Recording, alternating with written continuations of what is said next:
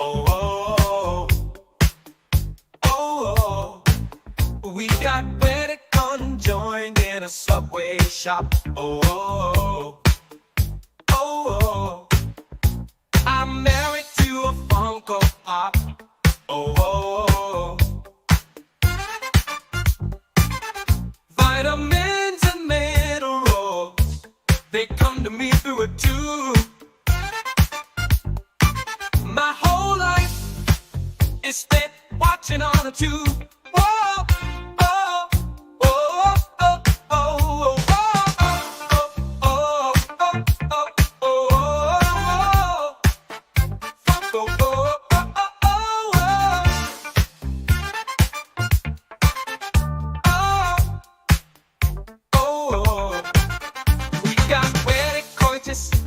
In a Subway shop. Oh,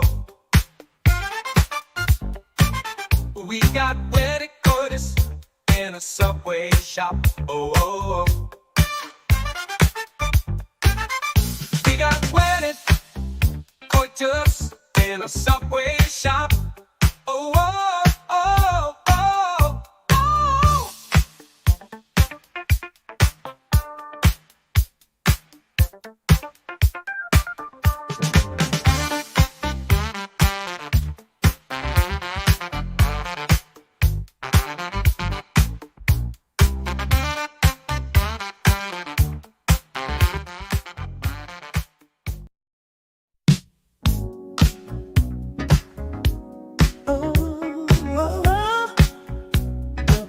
oh. I got married to a Funko Pop. Oh, oh, oh. We got wedded conjoined in a Subway shop. Oh, oh, oh. I'm married to a Funko Pop. Oh, oh, oh. Vitamins and minerals, they come to me through a tube. My whole life is spent watching on the tube. Whoa, oh, oh.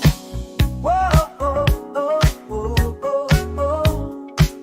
Funko, oh, oh, oh, oh. We got wedding coitus in a Subway shop. Oh, oh, oh, oh, oh.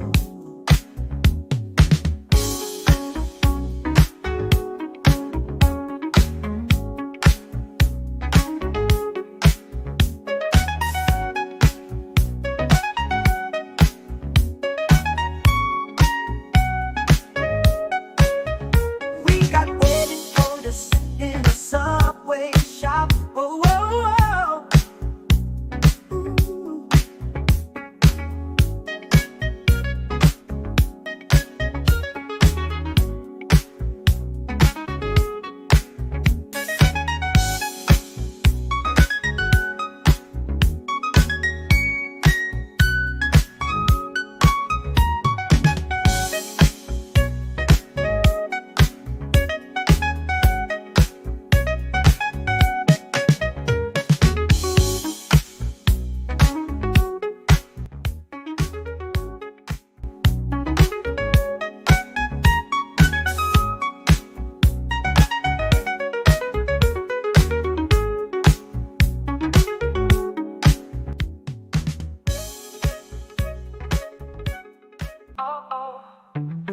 I'm married to a Funko Pop. Oh, we got wedded, we got joined in a Subway shop. Oh, oh, oh. Vitamins and minerals, they come to me through a tube. Vitamins and minerals, they come to me through this here tube. Oh, oh, oh. Funko, oh, oh, oh, oh. Funko. Funko, oh, oh, oh, oh. I got married to my Funko Pop. Oh, oh. We got wedded, we got joined in a Subway shop. Oh, oh.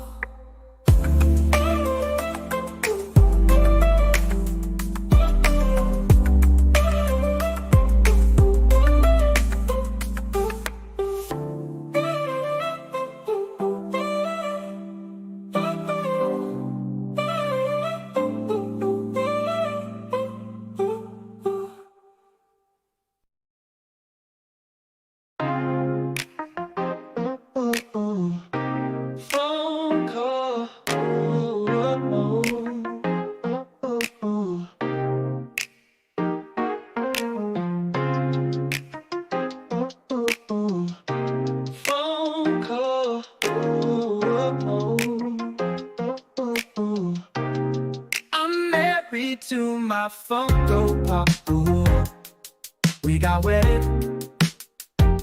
Come join in a Subway shop. Ooh, oh, oh.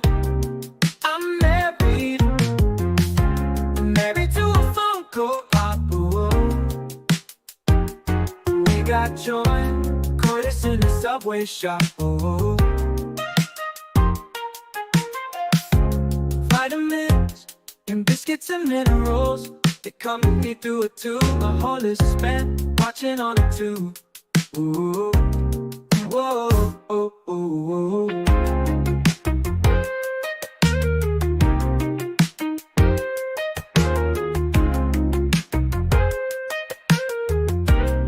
I'm married to my Funko Pop. Ooh, we got wet. We got joined in a Subway shop. Whoa. Vitamins and minerals, they come to me through a tube. Vitamins and minerals, they come to me through this here tube. Whoa. Whoa. I like that Patti LaBelle second version. Y'all like that one? I'm kind of partial to all of these. Shout out to Slowboy for making this AI Luciferian creation. Somebody in the chat said, "How dare you use AI? How dare you?" Bro, I was AI from the get-go. I was churned out of a Facebook lab, bro. I was AI when you was pooping your panties, bro.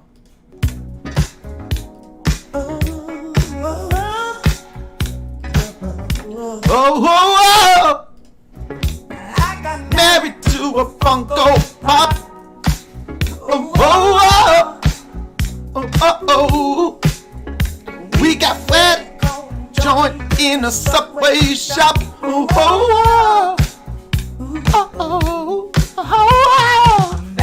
to a Funko Pop.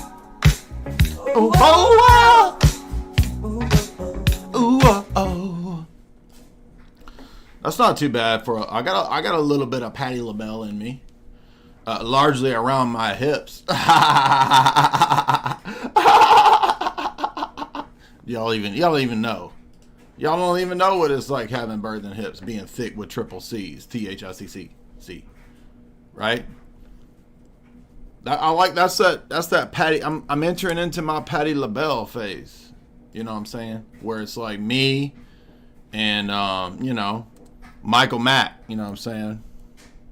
Michael Mack, Danny McDonald. On my own. Y'all know this one, right? At a certain point, when you enter into like boomer phase of your life, you got to team up with a soul sister. You know what I'm saying? That's got pipes.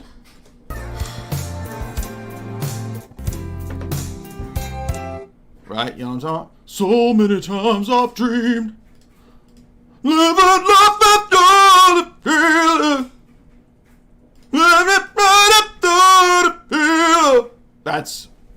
That's if Michael McDonald was a slow boy and couldn't pronounce words. When Michael McDonald doesn't know the words, he goes.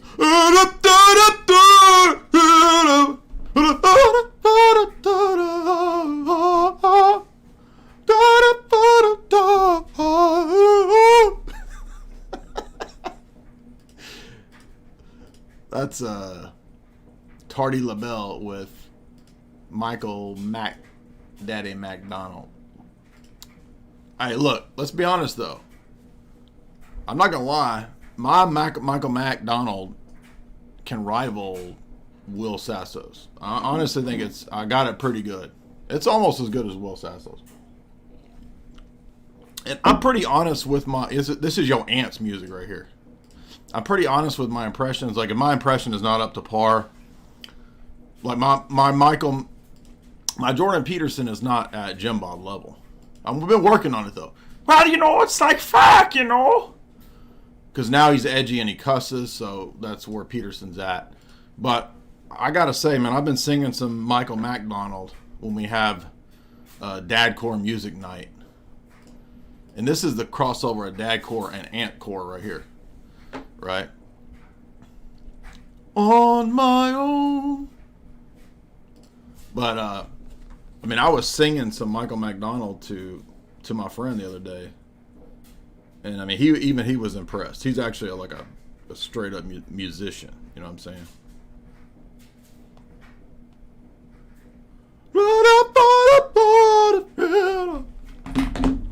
Anyway, I don't even remember the lyrics, but that sounds like Michael McDonald.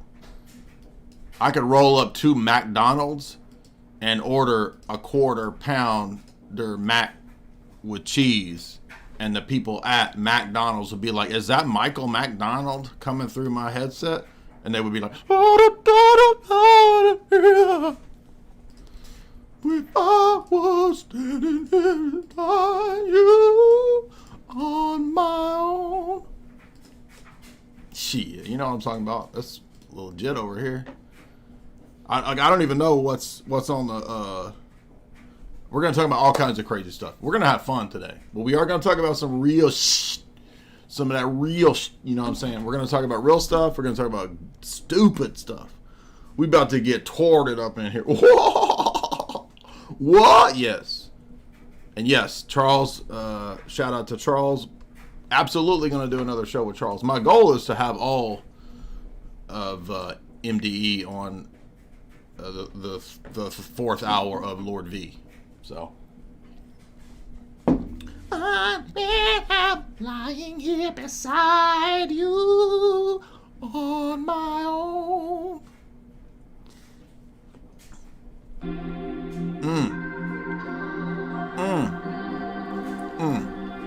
Let's see if we can sing about Steven Anderson. What's in the news right now? Steven Anderson fighting idols. I don't even know this beat yet. I just gotta feel it. Can I feel it today? Audience, hype me up. Can I feel it? Where y'all at? Like and share.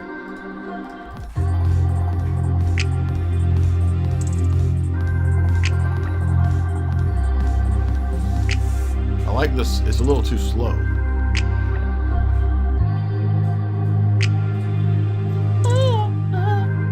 Welcome everybody, like and share. We're having fun today with a capital lowercase f.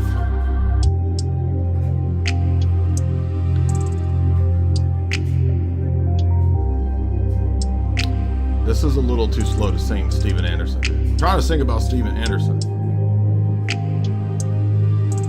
Steven, no. Did you know you can call AI now? I can call it and talk to it? You can call it and talk to it, and it's free. So I can ask anything and By the way, I'm gonna be live. Y'all remember that? Y'all coming for that?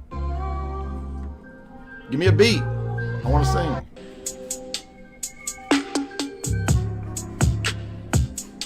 No, that ain't gonna work.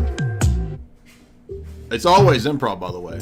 Y'all wondered how I came up with the Funko Pop song? It's literally improv. Like, I might write down a few words, and then I just make it up. Somebody was saying, too, what is the Subway shop reference? Is it a shop in the Subway? It's a Subway sandwich shop, dude, because remember Jared? I was just tying anything kind of fake and gray together, dude, obviously.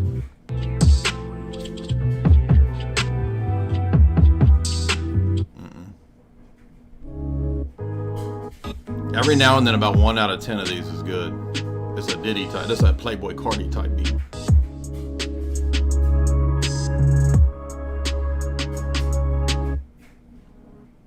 None of them hit though. Uh-oh.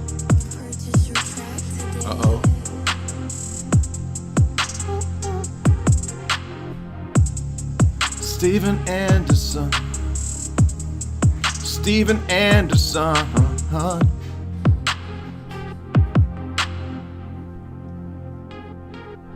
Independent Fundamentalist Baptist Bible College in the hills. You torture for thrills. Steven Anderson. You a cult leader, baby. You got the Caesar Cup from 1993. Yeah, that's right. Caesar Cut, 1993. George Clooney, baby. Steven Anderson.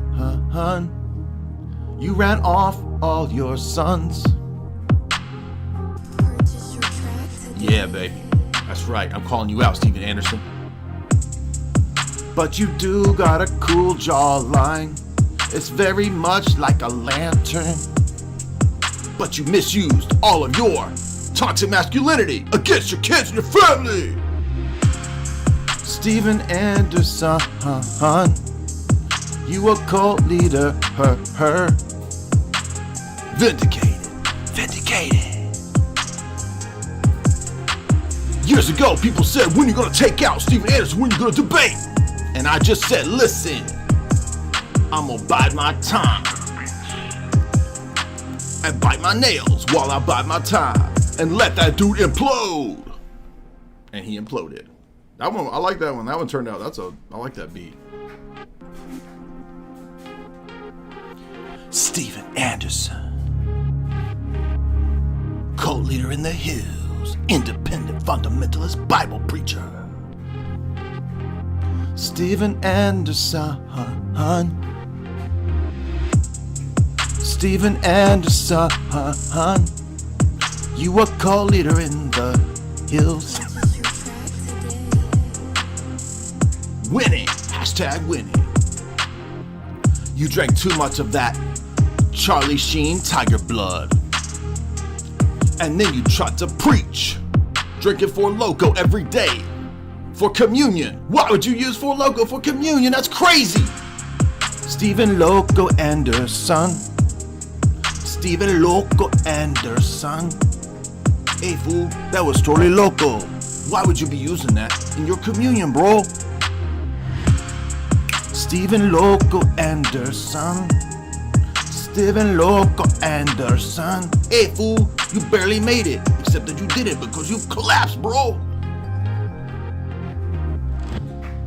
Steven Anderson. Steven Anderson. You blazed and shined like the sun until you burnt out. Steven Anderson. Steven Anderson.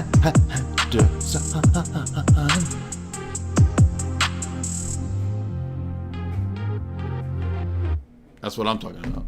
What'd y'all think about that one? Steven Loco Anderson. There's a little bit of cholo made his way into that. Steven Loco Anderson. Hey fool, you barely made a cut and then you collapsed right away, bro. What's up with you, man? Barking and yapping like a dog. Steven Anderson. What'd y'all think of that? You like that one? So, see, you gotta like play around and find the right beat to sing to.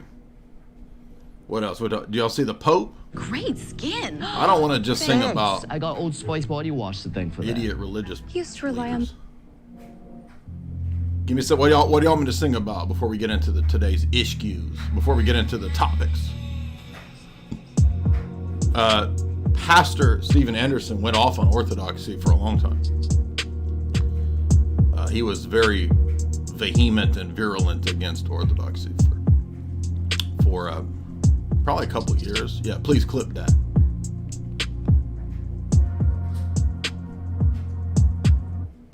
That one's too slow. It's got to have some feels to it. You know what I mean? You got to have a royalty-free beat with some feels to it.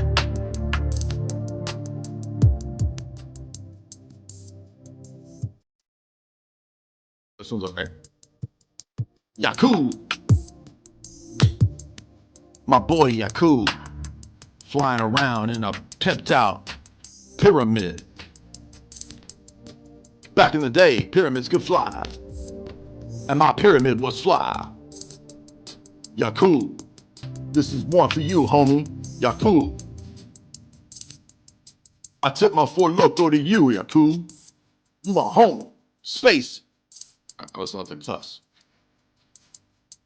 Black guys in space. Yakub. Where you at, man? Where you at, dog? You my god. The black gods. This rapping is hurrah.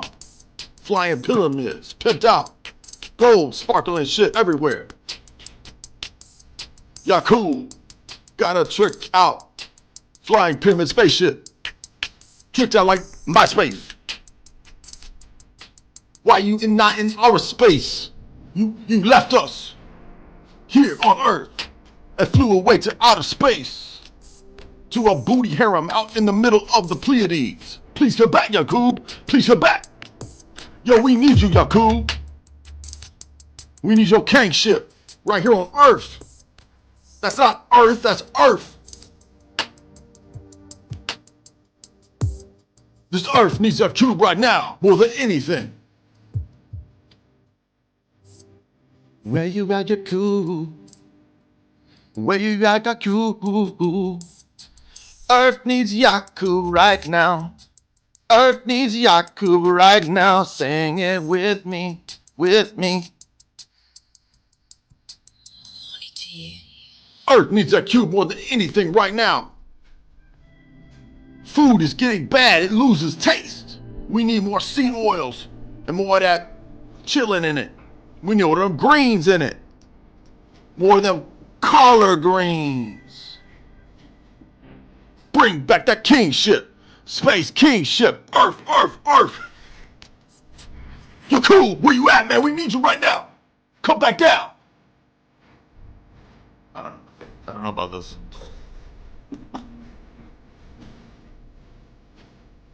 I can't find your coop, I can't find your coop, where he at? I can't find your coop, I can't find him, where's he at? He went to the Pleiades, and he left me for many, many days. Yakub, hoob. Yakub, hoob. I don't know, that one's kind of weak. It had potential, but I guess I don't know enough of the lore. I gotta go back into the origin story. You know what I mean? Like I gotta go back into the old issue comic book lore of Yakub, because I don't really know the story. I know he was like, you know, he was doing some Mr. Wizard on another planet or something, and he kind of created accidentally a white dude, right? But that white dude was not. That white dude he was a little bit off. You know what I'm saying? He was trying to create a man in his image, which was the black man, of course. So the white dudes had fled to Agartha. And then there was a war against Yakub and Agartha. That's where you get that Thor from. It's Thor and Loki and Yakub. Who would win in a fight? Man, some of these beats are just too slow, dude. Give me some feeling to it. Thor forces Yakub, who would win in a fight. Put your best out right now.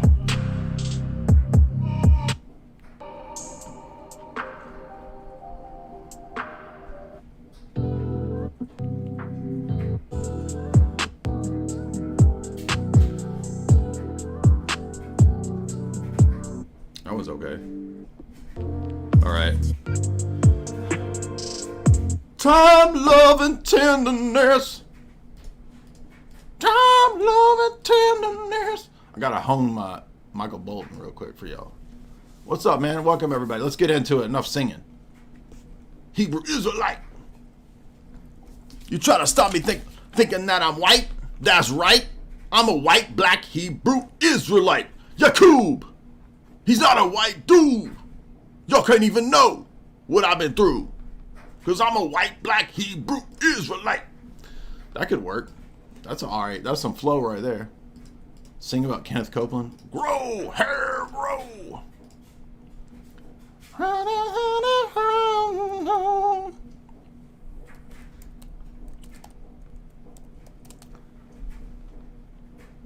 a man loves a woman.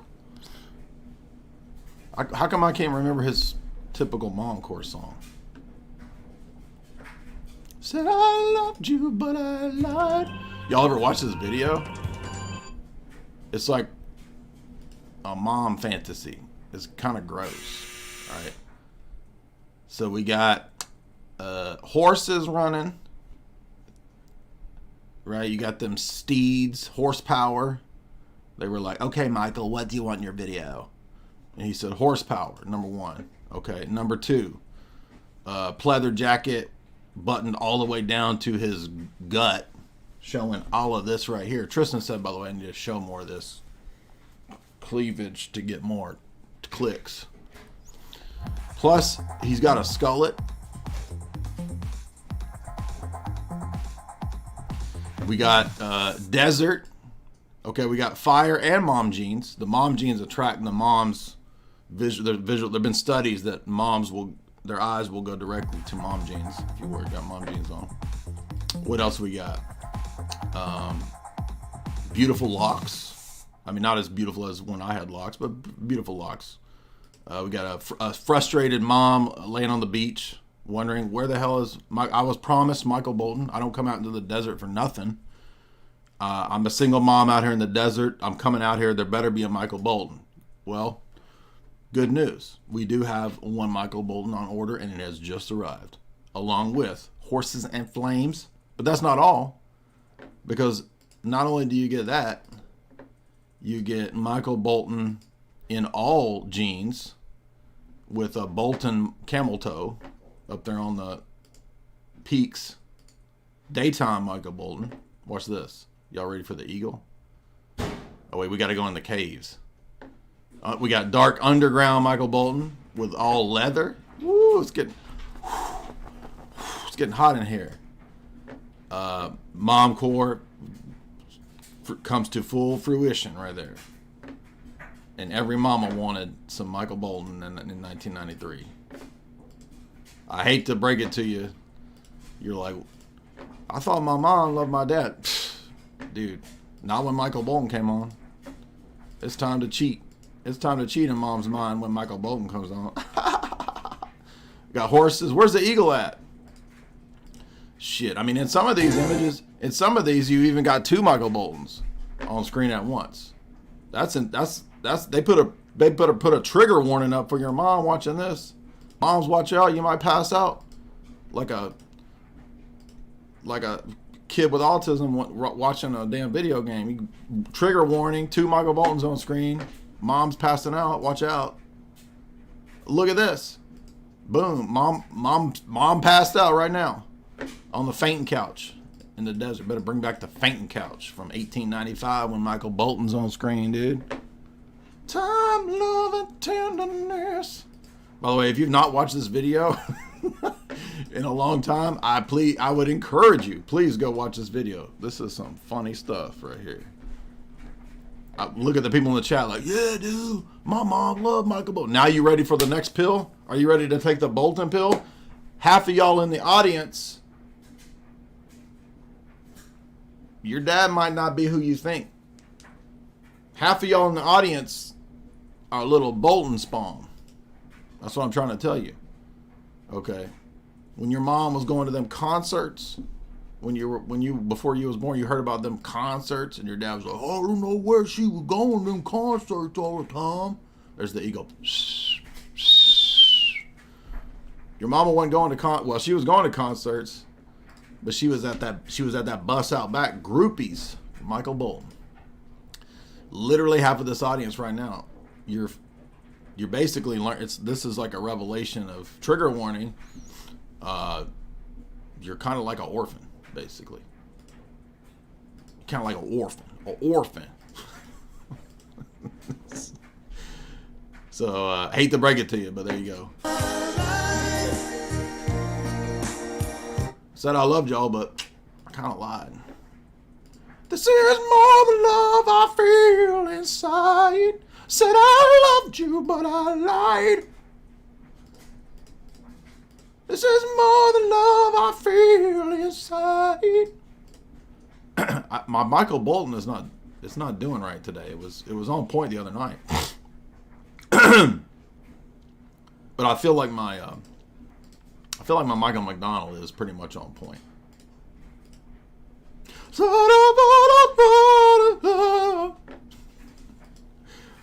I don't even know what he says there, obviously, but does it even matter? I mean, all Michael Bolton songs just kind of, I mean, Michael McDonald, they just kind of roll up into the same kind of.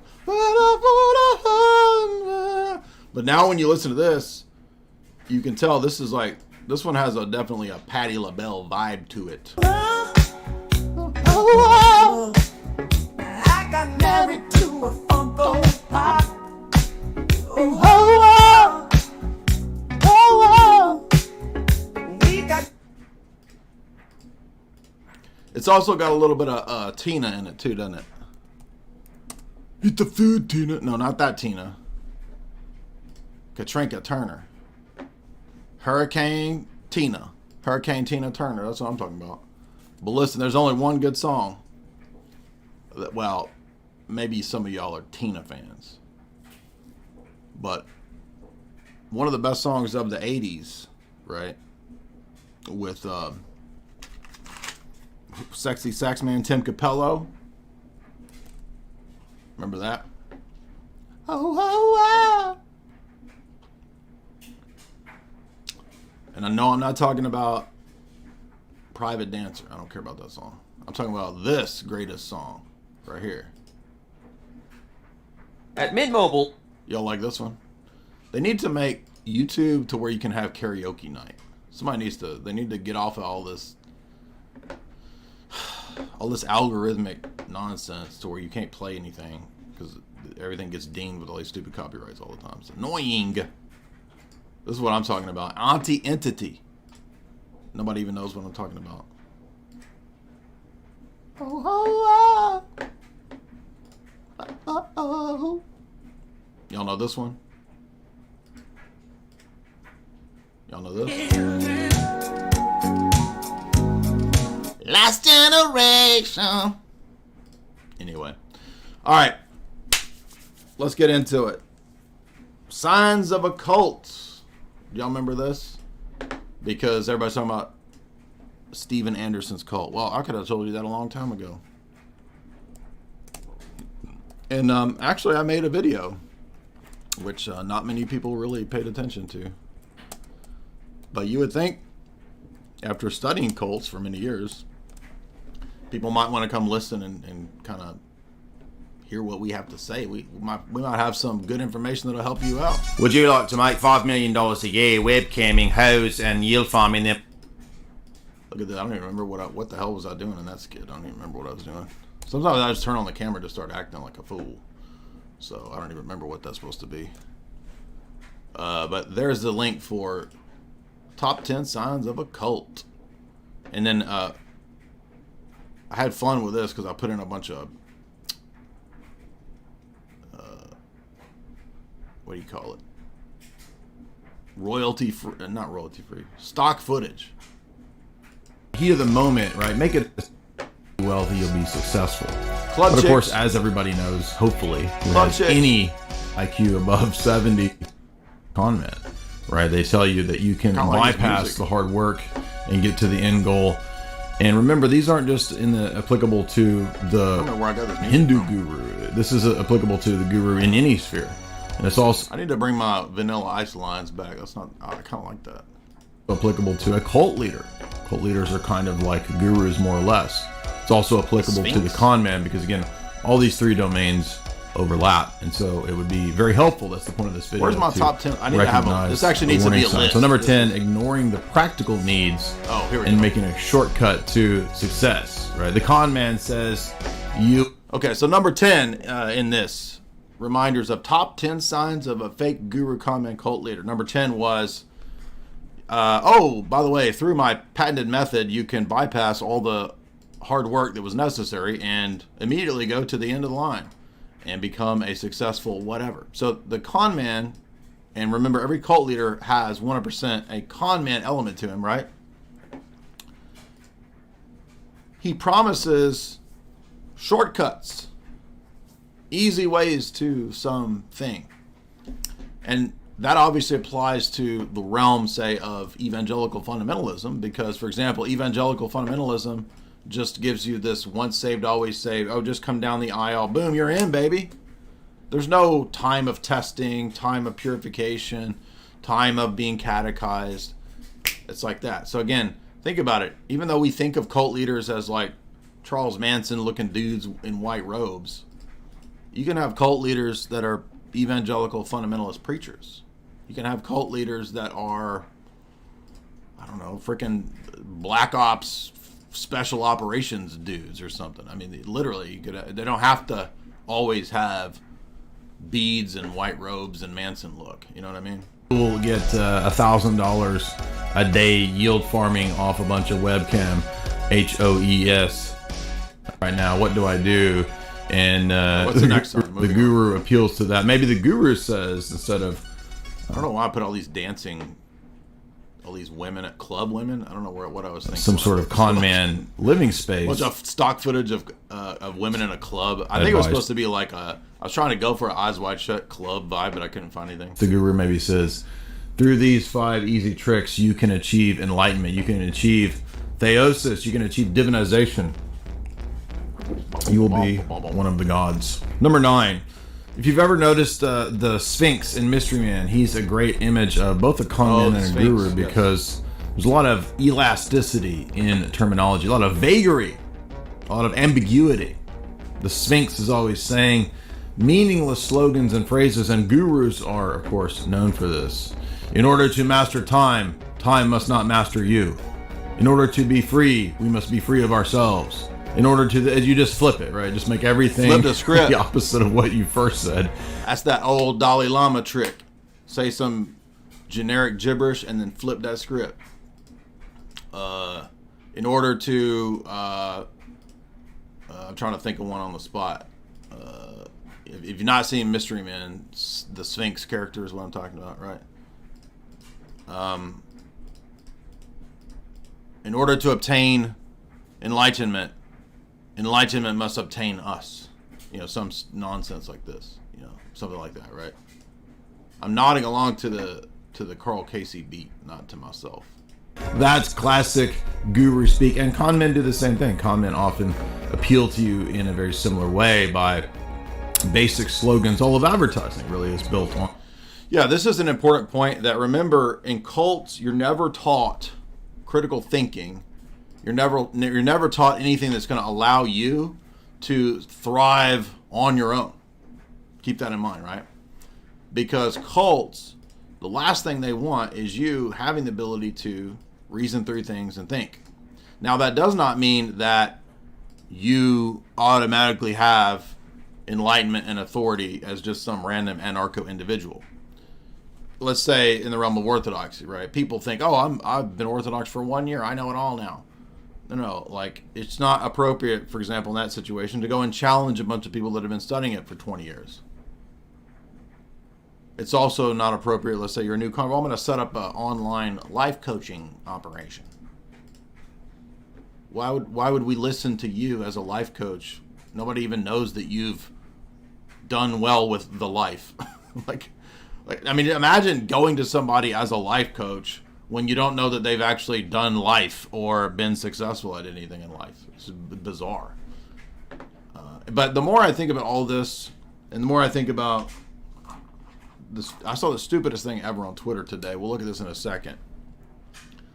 And it ties into the lack of reading skills. Did you see that article? No one reads. I'll pull up this article here in a minute. Hey, Jamie! Ain't nobody reading. And like this chick right here just reading magazines. By the way, do you know magazines still exist? I went to the bookstore the other day and I was like, magazines? These still exist? I'm like, Dog Fancy? Who's reading Dog Fancy? Cat Fancy magazine? Hey babe, could you make me a coffee? Thank you. Appreciate it. Jamie, do you read Cat Fancy magazine? Yeah. Well, there you go. That's how Cat Fancy magazine is still surviving. Jamie reads it. I wonder if the people that, what about, what other kind of fancies are? What about lizard fancy? What's another weird pet? Look at that shit right there. Whoa, dude. Cat Fancy. Jane Seymour talks cats. That's what I'm talking about. I've been waiting to read that article, right? That's on my top 10. We got to do a live stream just on that. See, look, Cat Fancy. You know, magazines. How do we get on magazines? Anyway, I was at the bookstore, and yeah, I subscribe to, only magazine I get is Essence magazine. Y'all remember that? Cat Fancy and Essence, I get that. Keeping up with these beautiful people, these sisters, Sister Soldier, Diddy. We got a Diddy Essence magazine about Diddy. By the way, what happened to Janet Jackson? I was, for many years, very devoted to the Rhythm Nation. I was what you would call, in popular parlance, a nasty boy. But I don't feel like I've heard anything about J-Jack. Right? We heard everything about Jack O. Where is Janet at? By the way, she become a Muslim? She over there with Muhammad Hijab. Because they said that J-Jack was going to be a Muslim at one time. Did y'all know that? But look, what the world needs now is the Rhythm Nation. That's all. That's all I can say about that. Now, back to this. Signs of a cult. We're talking about Pastor Steven Anderson. We're talking about all that jazz. Talking all that jazz. We're talking about the signs, the things that you would notice that should be obvious, which the members of Pastor Steven Anderson's cult, who, by the way, used to go after us, and there was one of them the other day on Twitter talking smack, just going ballistic. I blocked him, right? But some of y'all probably saw that guy, the KJV only guy, veteran guy, who just going insane, like the most extreme prelest you've ever seen. And it's like within days, that whole cult collapsed. Wow, right? So number 10, the guru has an easy method, easy shortcut, right?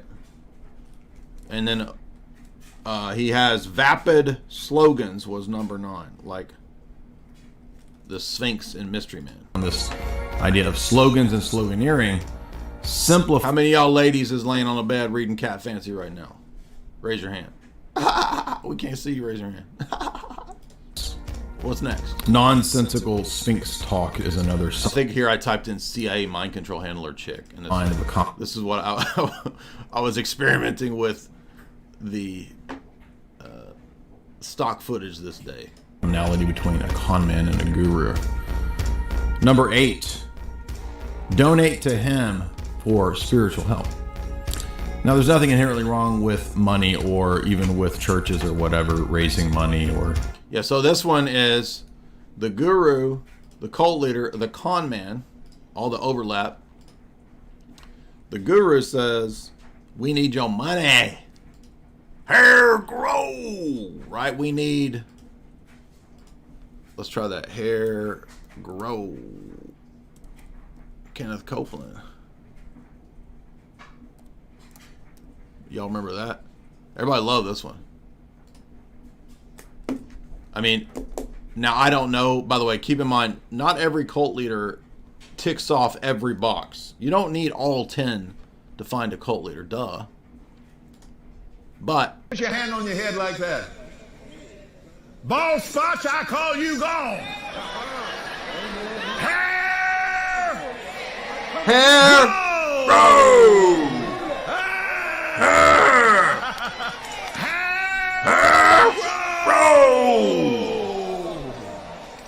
Whoa, dude.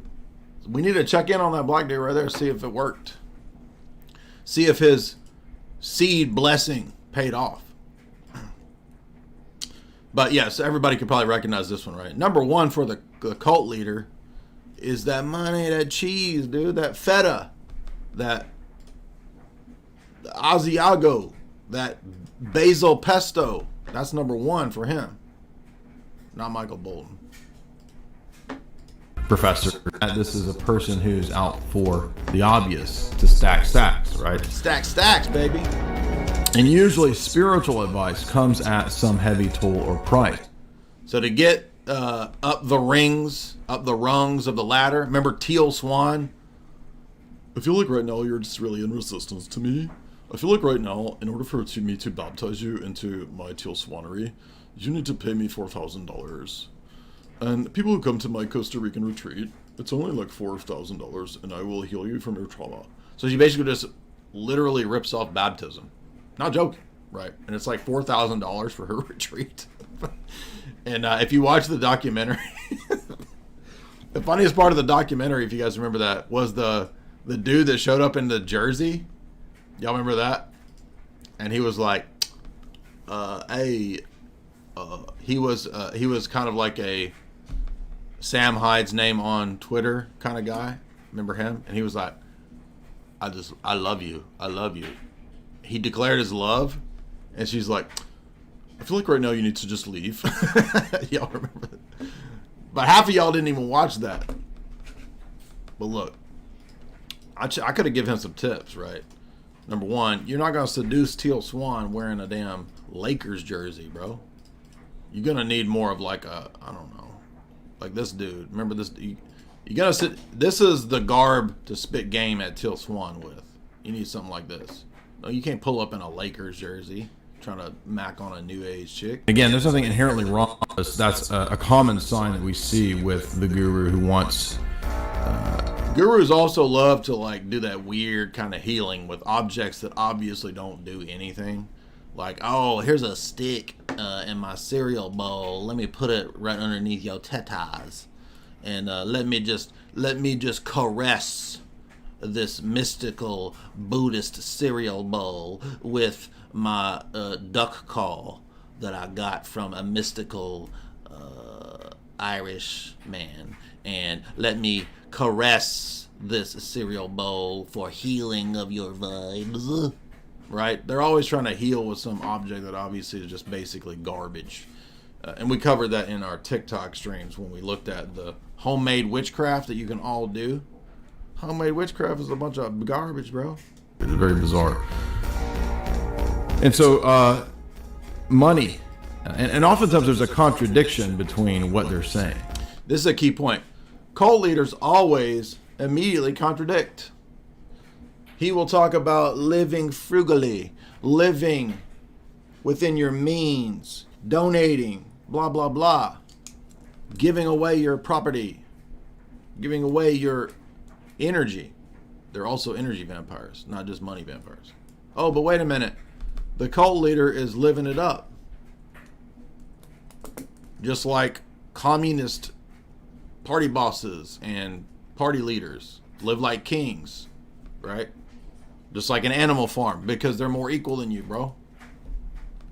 Cult leaders, communist leaders, same stuff. Wait a minute, you're not living. And everybody's, by the way, figured out it's no different with the liberal elite, the socialist elite, the Hollywood socialist elite. Dude, who believes that any of those goons actually believes in socialism? They're all zillionaires telling everybody else to be socialist. It's the most obviously fraudulent, hypocritical thing ever, dude. So, mega bold. We'll call number 7 bold face contradictions, and I don't just mean little elements of hypocrisy. Look, everybody's going to have elements of hypocrisy. Nobody's going to be perfect. We're talking about bold face. We're talking about, what does Sheila say about what's his face? Tough titties. Remember Sheila? And he will have 14 limos by Monday. I will gladly take one. I would gladly take one bazooka today for 14 limos Tuesday. Do you remember that? Osho? Remember they were calling Osho out. They said, hey, Osho, why you got 14 limos? And Sheila, his handler, said, tough titties. By Tuesday, it will be 15 limos. Right? So there's always like a bold-faced contradiction. Now, again, not every cult leader matches up to every point, because we don't know if Steven Anderson, was living it up in a hillbilly mansion. I don't know. I don't know what kind of lifestyle he was leading, but you can have a upper middle class lifestyle and still be a cult leader. It's not like you're only a cult leader when you got Osho's 14th limo. You're not a cult leader when you get to 13, but once you hit that 14th limo, you're a cult leader, dude. guru or con man, right? On the one hand, it's like money is something that you should be giving up. You don't need money. It's a bad thing. It's evil, blah, blah, blah. But then the guru has a bunch All right, we already heard this one. toned Next one. within his book. Next one. Often. This is a good one. Sketchy background. And sometimes you can't always find this one out. It usually comes out later, right? What do we find with cult leaders? Almost always sketchy background. Now, what do I mean by sketchy background? That they were a sinner? No. I'm not talking everybody's a sinner. Everybody went to a party one time and got drunk. Ooh. Everybody touched a booty one time. Whoa. No. I'm talking about like something weird, right? Like, I was at Black Ops before I got into religion. You know, something like that. It's like, wait a minute. Black Ops, killing people. Now you're running a religious community, an intentional community in Costa Rica. You're running an intentional community in Laurel Canyon, and you were doing 20 years of Black Ops. That's sketchy, dude. Yeah, exactly. A lot of times they're con artists. Oh, I was formerly working with the FBI on blah blah blah, and it's like, oh, but now you're cool. Now you're on the up and up, right? It's just shady. This is why, and this was something FDA pointed out a long time ago. You know, like in Orthodoxy, for example, it would be appropriate that so anybody can convert, but not everybody who converts is fit for ministerial life, for example. Thank you. Let's say you had a history of being a con man and stealing stuff. Well, even though we don't assume your conversion is disingenuous, nobody would immediately put you in charge of the church money and the treasury. I mean, if they had any sense. For one, because it's good for you to not be in a situation of being tempted. Right? I remember when I was drinking a lot back in my 20s, I also had a job at a liquor store. So that wasn't a good environment to be in if I wanted to stop drinking. Right? So we're not going to put the guy who just got done, you know, running a multi-tier marketing scam in charge of the church treasury and running an online business for the church. Right? This makes no sense. So there has to be wisdom in the way that you appropriate and delegate authority in the religious world. But cult leaders almost always have a sketchy background. Think about, remember Father Yod? Father Yod's a great example because he was like some kind of hitman and was making all kinds of money before he became Father Yod. And then he started the first vegetarian restaurant, which is weird, first of all, right? Do y'all even know who I'm talking about? Father Yod with his thoughts, the holy thoughts, right here. And so here it is right here, the Source Family Restaurant. So he started over in LA on the Strip there, like the first vegetarian restaurant ever. But his sketchy background, nobody knows what he was up to because it's hidden, but it was some kind of a hitman thing. I mean, dude's literally, what cult leaders, by the way, they got a thing for Rolls Royces. Like, they don't want Bentleys. They don't want a Jaguar. They don't want a Mercedes. It's got to be a Rolls Royce. That's like that's the certified car for a cult leader. It's the luxury carriage of choice of all cult leaders is the Rolls Royce. Right? You know what I'm talking about? And if you've not watched the Father Yod documentary, The Source Family, this is the trailer for it. It's a really good documentary. I highly recommend it. And guess what? You're going to find all of the hallmarks. And then if you've not seen Holy Hell documentary, I recommend it as well. This one is a Skittles man. Shocker that this guy right here is a Skittles man. I know that's hard to believe. But also, same thing. 1985, he became a member of the Buddha Field, the Los Angeles spiritual group. Intentional community. Yeah, baby.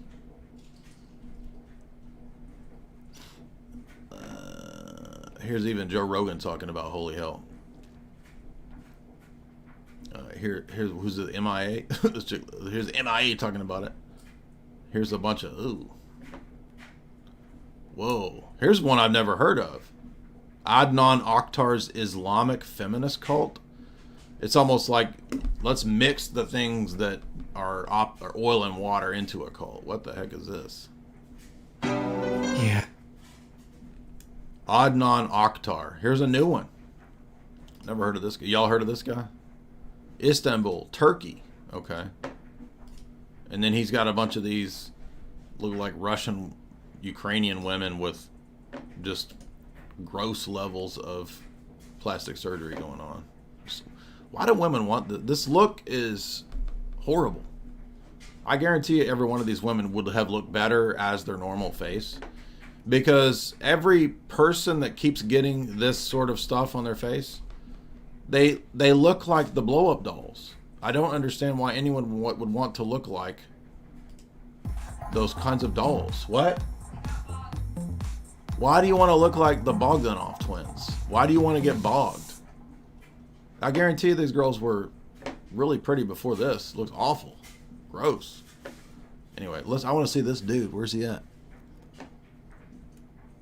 Adnan Akhtar.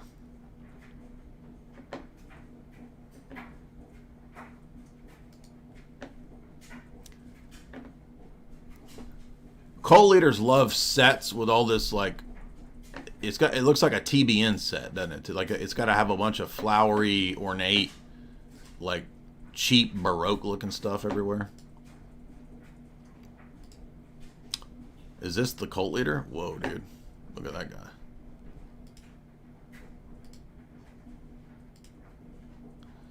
Alright, this is some... But it's a feminist cult. You can't attack it if it's feminist. Right? I gotta see what he looks like. A Turkish televangelist. Oh my gosh. That is him. Whoa, dude. He looks like... He looks like freaking...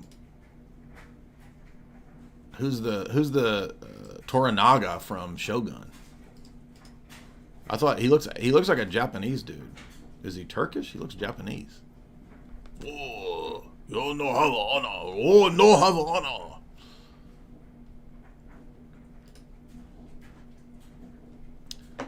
And then yeah, it's all. This is just bizarre. Cult leaders love that white Benny Hinn looking outfit too, don't they? Muslim Adnan Akhtar. Feminist Islam. Here he's even got a samurai. He's got a samurai skullet. Look at that.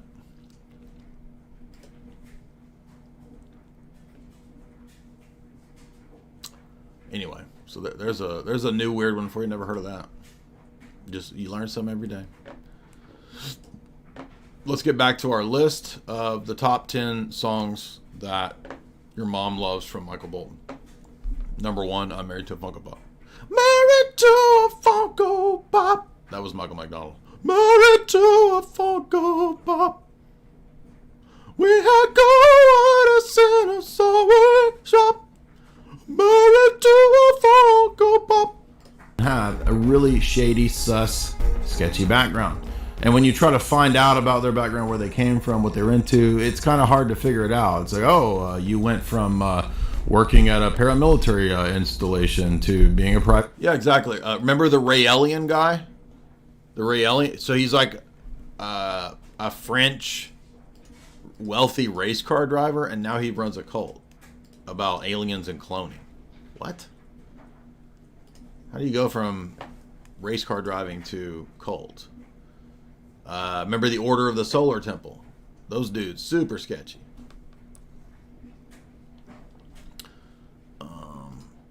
That's another sign, obviously. A security person to being a multi is because there is an arrest warrant or there's some financial element, and it eventually becomes evident. I think in the case of a con man, that's pretty easy to spot, but in the case of the guru, it can be a little more subtle.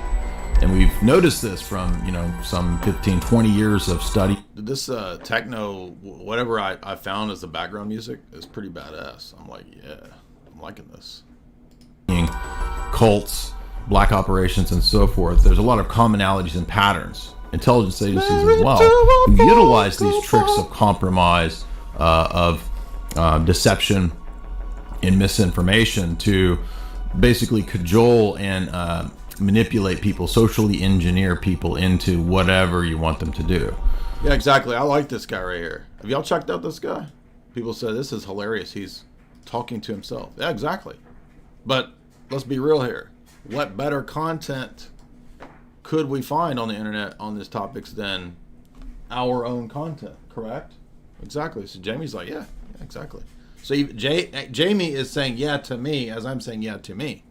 So this is like triple meta over here. So again, the idea of controlling one's This diet, guy gets it. controlling one, especially the guru. The guru really wants into your daily life cycle, into your daily diet, and that might even get to the point of where the guru wants to rename you. Yeah, this is the next one, right? Total invasive control. New name, new identity. Now you say, well, you take a name of a saint. Yeah, but taking the name of a saint doesn't mean you lose your identity. So you're still you, but you're being you as you're intended to be by hopefully gaining the virtues. That's the whole point of becoming, in the Orthodox tradition of taking on the name of a saint, is not to erase your identity, right? We don't say, oh, your family is no longer your family. You are now one of us. We are your family, right? That's the cult leader wants to erase your identity, to erase who you are in terms of your origins. And you can see that that's another commonality of control, because they want to imprint within you the new identity that they control. So in other words, the cult has created this identity. They want you to erase the old identity of who you were, where you're raised, where you come from. That's all bad inherently, which of course we don't say anything is inherently bad. It's not it's an all or nothing, either or, right? So you have to totally get rid of your old family. You're only part of the new family. The new family is in control of the new identity. So you are depersonalized. Depersonalization is a key element of the cult. And weird invasive identity or control of your daily life. Like you can't eat anything until this time. You can't go anywhere until the cult leader says so. You're not allowed to have contact with your excommunicated family members. You are to shun everyone that isn't a member of the cult. Right? These are classic cult tactics. Right? And I guarantee you, I don't know a lot about Steven Anderson's cult, but I guarantee you that all this kind of stuff was going on. Like, apparently, allegedly, according to what the kids are saying, definitely in the house, but I would imagine in the church too, right? Independent fundamentalist churches are breeding grounds for narcissistic, crazy, lunatic, power-hungry weirdos. Always. The guru wants to get rid of your old identity, give you a new name. This guy gets it. And maybe that's not so much the case with a I like con man. that. Although Have a you con guys man heard might this guy? steal your This guy- I identity. like that. He might Gets steal it. your identity and charge a bunch of Funko Pops and Lickamade. Well, that cult leader just charged up $93,000 a Lickamade. Con man, it's usually something quick and on the spot. Identity down, give you a new identity. So Yeah, we got that. the best supplements out there, 100% geared towards Chalk.com. getting you What's into this the guy right on? state of mind. I like this guy. He's into chalk.com. By the way, welcome everybody. We got over 500 on today's fun stream. By the way, I do think there is a cult element to the Roman Catholic Church as well. And we will talk about that in a moment with the latest couple scandals of Francis. But like I said, this guy that we're listening to here, this guy's onto something. I like what this guy is. Are you smelling what this guy's laying down? Well, the good news is, where the heck is it? The good news is, like this guy was promoting chalk, we also have a sponsor named Chalk. And I want you to listen to Vivek Roboswamy when it comes to this chalk stuff. I'm gonna put you on something crazy real quick. Most of these Zoomer gym bros are consuming macro-guzzling synthetic dyes and synthetic sweeteners on the daily. They don't even know it. Goofy AF. There's nothing great about that. Do not listen any further unless you are an alpha or sigma male. This is important and there could be consequences. There's a new certified sigma male pre-workout powder for sigmas only. It is guaranteed to empower you to dominate your co-workers, fire your boss, aggressively gamble, or invade a small village. Chad Mode stands out from the crowd by excluding artificial flavors, preservatives, sweeteners, and dyes.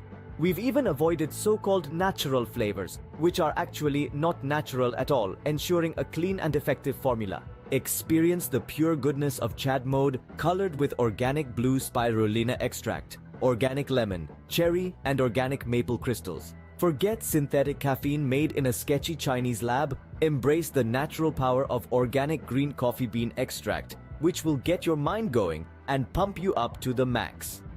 Chad Mode is made in America with all clean ingredients, the first clean pre-workout of its kind.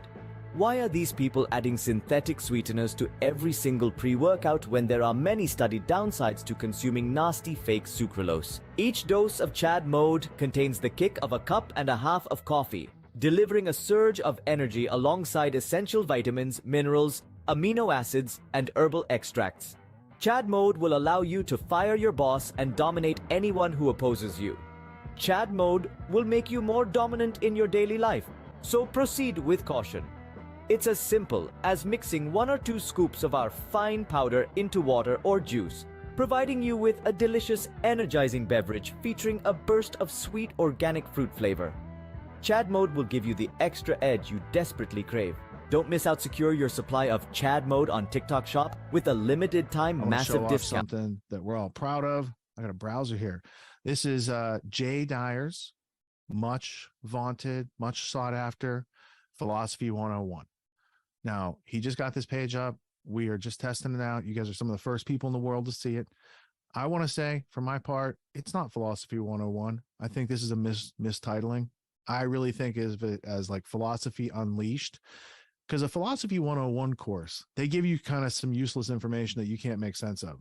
Jay actually lays out over 12 weeks, dozens and dozens of hours put into just the presentation of this, let alone the hundreds and thousands of hours of research that it takes to have a coherent evolution and history of the origins of philosophy, the uses of philosophy, the different ways to look at it over time, and how that has been brought about to what we have today, which is almost an absence of philosophy on the objective logic and reason side, and an overabundance of woke philosophy that is irrational, is made up day by day as people are like, I think we should bring racism back, and then here's a justification, and then it gets wokeified and spread out, and then all of a sudden you have a bunch of communist, socialist ideas where you become the property in action.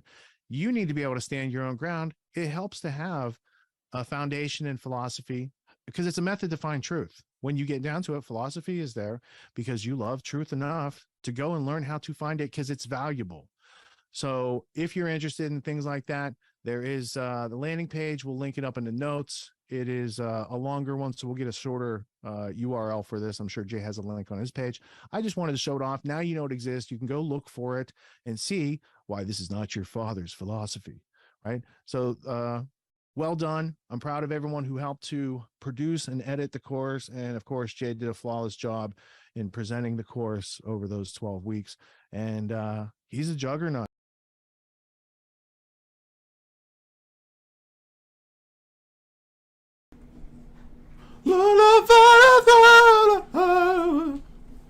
Got the chalk right in my veins when I'm lying here beside you. Chalk my own. On my own, baby. Chalk.com. Head on over to chalk.com. That is a show sponsor. Let's get back to our top 10 signs of a cult leader, guru, con man, because it's totally applicable. And like one of our great commenters said in the chat, everything is a cult, dude. Everything. And by the way, it's like almost everything is turning into a big con too. Big conservatism, big con, absolutely, dude. Totally, dude. Yeah, bro. Totally, bro. Through products like the Sheila Jet, focusing on mental clarity. Why is this guy trying to products sell like this chalk the Tonka, Oh, all of because these it's arenas, based mass in Austin, media that's why. utilize this fallacy of. Did I miss the next one? We could be duped in all of these arenas. Mass media utilizes fallacies, utilizes emotional appeals, all of these things. Get your copy of Meta Narratives, my new book on philosophy and symbolism. If you want the big fat Big Daddy, almost 700 You can pages still of get my these collected books, by the way, at Jason writings and Allison's in the essays shop. from the last pitch and the technique. Come on, dude. Of both the Why are con you trying man to sell and me the stuff? guru. Isolate them from tell the us gotta support come on. system. Get with it. And this is where Move you on. see in the previous talks that we've done where the we got it, element dude. of Come on. destroying your old identity comes in. Come on, dude. Nothing. The guru There's that Teal Swan baptism. I feel like right now you're in resistance to me. is an all-encompassing totality recommendation for your life, or a demand. Starts with recommendations. This is where we get the whole love bombing, and then it grows and grows and grows into something that is all-encompassing.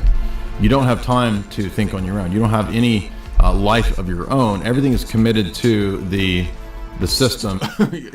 You're like the guy in the horsey suit dancing around. I thought that was pretty good for I don't know what it has to do with a cult, but it looks wacky. That the guru and his life. I want to join that cult, dude. I'm a horse, dude. That looks like a fun cult. I mean, look, if you're gonna be in a cult, it might as well be a fun cult. FUN. Promotions are all about, right? Cult of Fun. That's gonna be my new podcast name, bro. Cult of Fun. I might just change the name of this, and I'm gonna put that horse dancing, dude. Do the horse. Do the horsey horse. And grows into something that is all Do the horsey encompassing. horse. You don't have time to the guru and his life. Promotions are all about, right? Or It's his an easy dance anybody could do, and you do it to my music.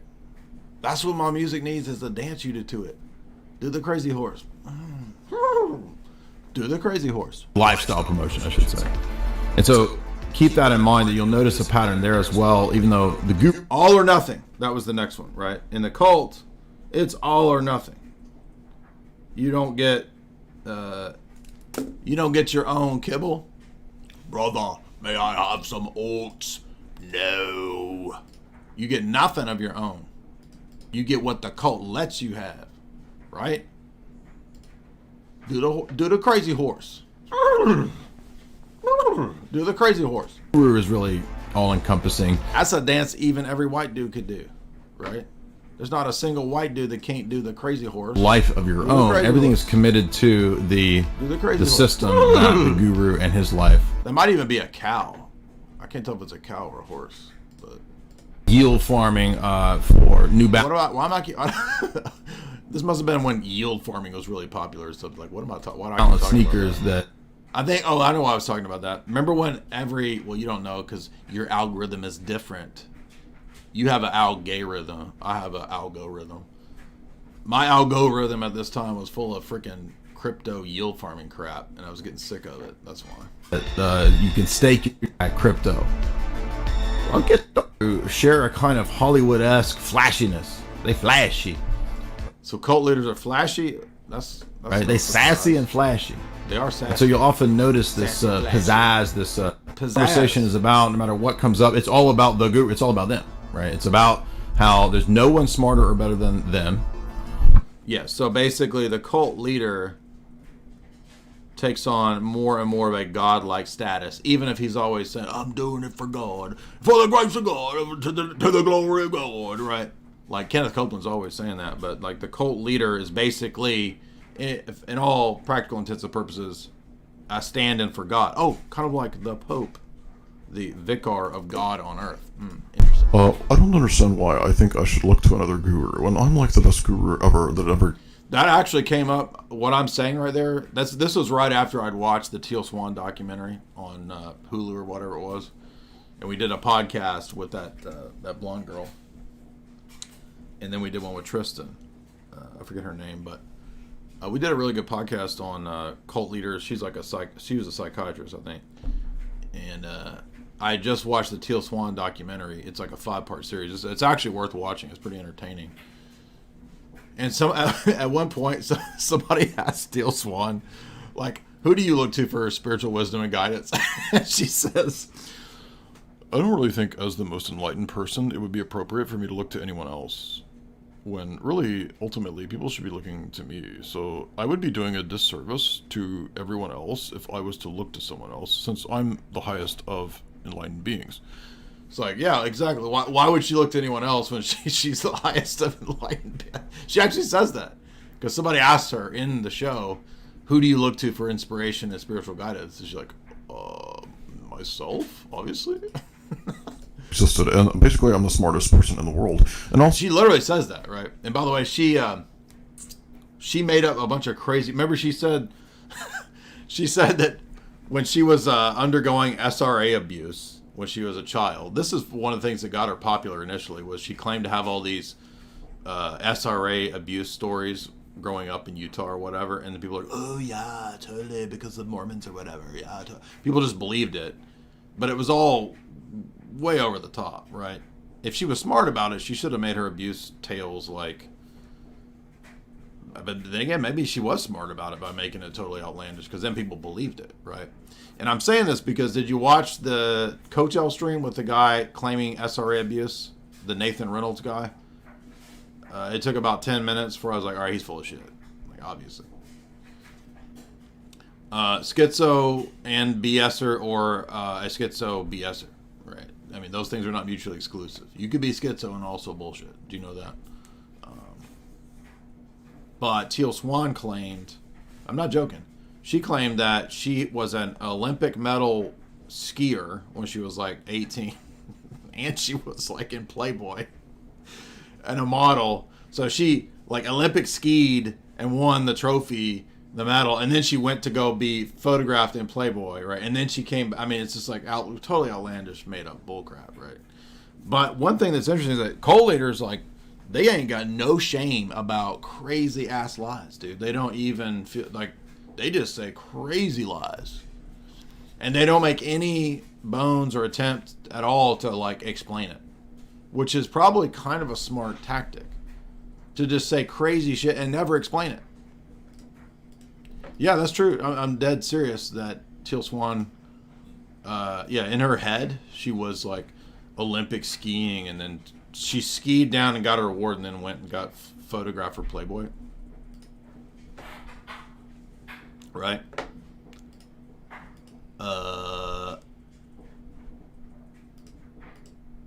There was a girl on TikTok. Let's see if I can. I bet I can't find that. She was like some kind of alt chick, dyed hair gal that was. She did like a 60-part series. It was pretty good though, because she went way deep on Teal Swan. All right, no, this is her right here. This chick right here looking like Harley Quinn. That's her. I knew that I wanted to be. So this series is actually pretty good, but I'm gonna warn you, it's about freaking 60 videos, and she chose the most annoying of the TikTok songs. Oh my gosh! Like after about the 30th video, you're like, am I being mind controlled? By the way, the documentary is called Deep Water. We did podcasts on this anyway. But look, again, dude, it doesn't take rocket science to figure out these are like crazy cult leaders, bro. It's just like Famous, be on people's television screens and be on stage. At a cellular level, I knew I was destined to be a star performer. This is a quote by none other. This is her, Teal Swan, saying what she was destined to do. Like just insane, delusional crap. Than the lady of the hour, Teal Swan. Born Mary Teal Bosworth in 1984, 37-year-old Teal Swan is a layered individual. But what truly lies underneath the surface of this self-proclaimed spiritual catalyst? Buckle up, get strapped in, because I'm gonna spill some motherfucking tea. Charming, polarizing, mysterious, controversial, tantalizing, reckless, godlike, cult leader, unaliving catalyst. These are just some of the terms used to describe Teal Swan. And I'll admit it, there is something hypnotic about Teal. Her undeniable beauty is the first thing that stands out. She is sculpted like a goddess, an Amazon woman. High cheekbones, pronounced jaw,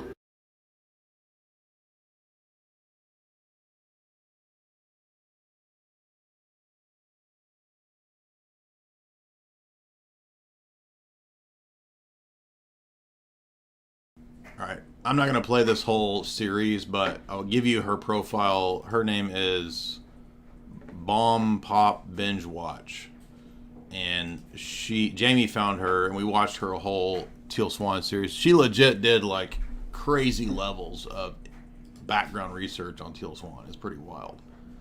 Long dark hair, piercing green eyes. She doesn't present as the typical spiritual guru that one might think of. She dresses in rich, flowing gowns in all different colors. I want to see if I can find the background, because that one's the funniest one. Let's see. Teal Swan is only... I knew that I wanted to be famous. Oh, wait, maybe that's it. She's like, oh, I knew I wanted to be famous from day one. I knew that I wanted to be famous, be on people's television screens and be on stage. At a cellular level, I knew I was destined to be a star. Jaw, long dark hair, pierced tone, speaking in blunt sentences, answering questions with seemingly profound responses, and a tongue-in-cheek frankness that makes her opposition feel immediately whiplashed. She speaks with conviction and asserts herself as authoritative. Okay, I want the background crazy stories, though. This is... Where is it? Let's see. Let's look at some of her wacko teachings. Okay, if you guys can survive this will give you an idea. The word salad, check this out because I have a few things to say after. I'm going to tell you about children really fast. Always set you up to feel how they feel. So if a little kid is throwing a fit, how does that make you feel? Powerless. That's the reason they're throwing the fit. This is a hallmark truth of the human emotional system. And in relationships, the faster you learn this, the better you'll get at relationships. So if you have your notepads, I want you to write down. Because we don't grow out of this. The absolute, pure, unadulterated audacity that Teal Swan has to post something like this. Are you a manipulative person? Swipe to find out. Answer is, when we feel we cannot meet our needs directly, we all try to manipulate others to do what we want them to do so our needs are met. Don't believe me? When you are in a space of thinking you don't need anything from anyone, you are too afraid to be vulnerable, and so you don't ask for what you need.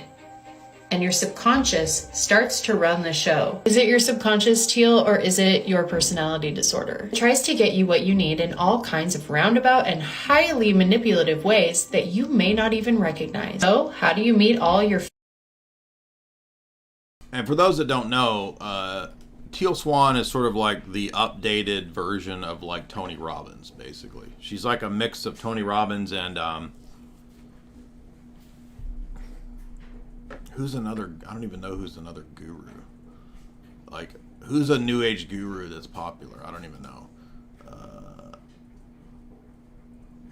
Anyway, she's got basically her entire timeline is cult leaders, but in all of these videos, I'm never going to find the background to Teal Swan. You could go through these, though, and find her. Good grief, she's got a zillion TikToks. Is TikTok just intentionally disorganized on purpose? Like, what? Who could ever find anything on this monstrosity?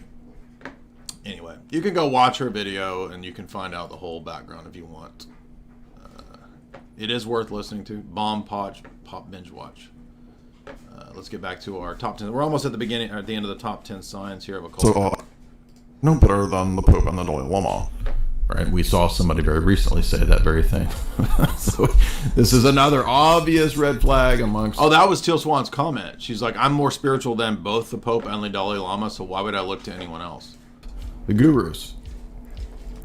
Gurus and con men look for marks. So the key here is don't be a mark, but they look for people who are simple, who are naive. Both Crowley and P.T. Barnum famously said there's a sucker born every minute. And so both to the occultist and to the carnival barker, there's the idea that I can find a mark to leech off of, right? And every con man and every guru does the exact same thing. They find a mark or a series of marks or millions of marks to leech off of. Now, I noticed this particularly, I mean, obviously this is kind of a common thing, but in the Teal Swan documentaries, and if you watch her talks, this is very relevant for that because she, for example, makes all of her stuff appeal to traumatized people. Yeah, Deepak Chopra. Thank you. He's probably the one that I should have gone to. She's like the newer, more attractive version of Deepak Chopra. I know we got a lot of Deepak hottie fans. A lot of y'all, probably half of y'all, think Deepak is hottie. You probably think Teal Swan's a 8, Deepak's a 9, but a lot of people are also thinking maybe Teal Swan is at least equal to Deepak in hotness. So there's gonna be some challenges, some legitimate debates about who's hotter, Teal or Deepak. But they're both definitely highly manipulative. And if you watch the documentary, you'll see that. Now, what I noticed, though, about her unique, what would I call it? Like, she figured out the easiest market to tap into is the market of chunky, lonely women who are traumatized. But there's also a lot of soy boys too, so don't misunderstand and think it's only chunky chicks. No. Let's see if we can find an example, because her whole thing is she baptizes you to heal you from trauma. So everything is trauma.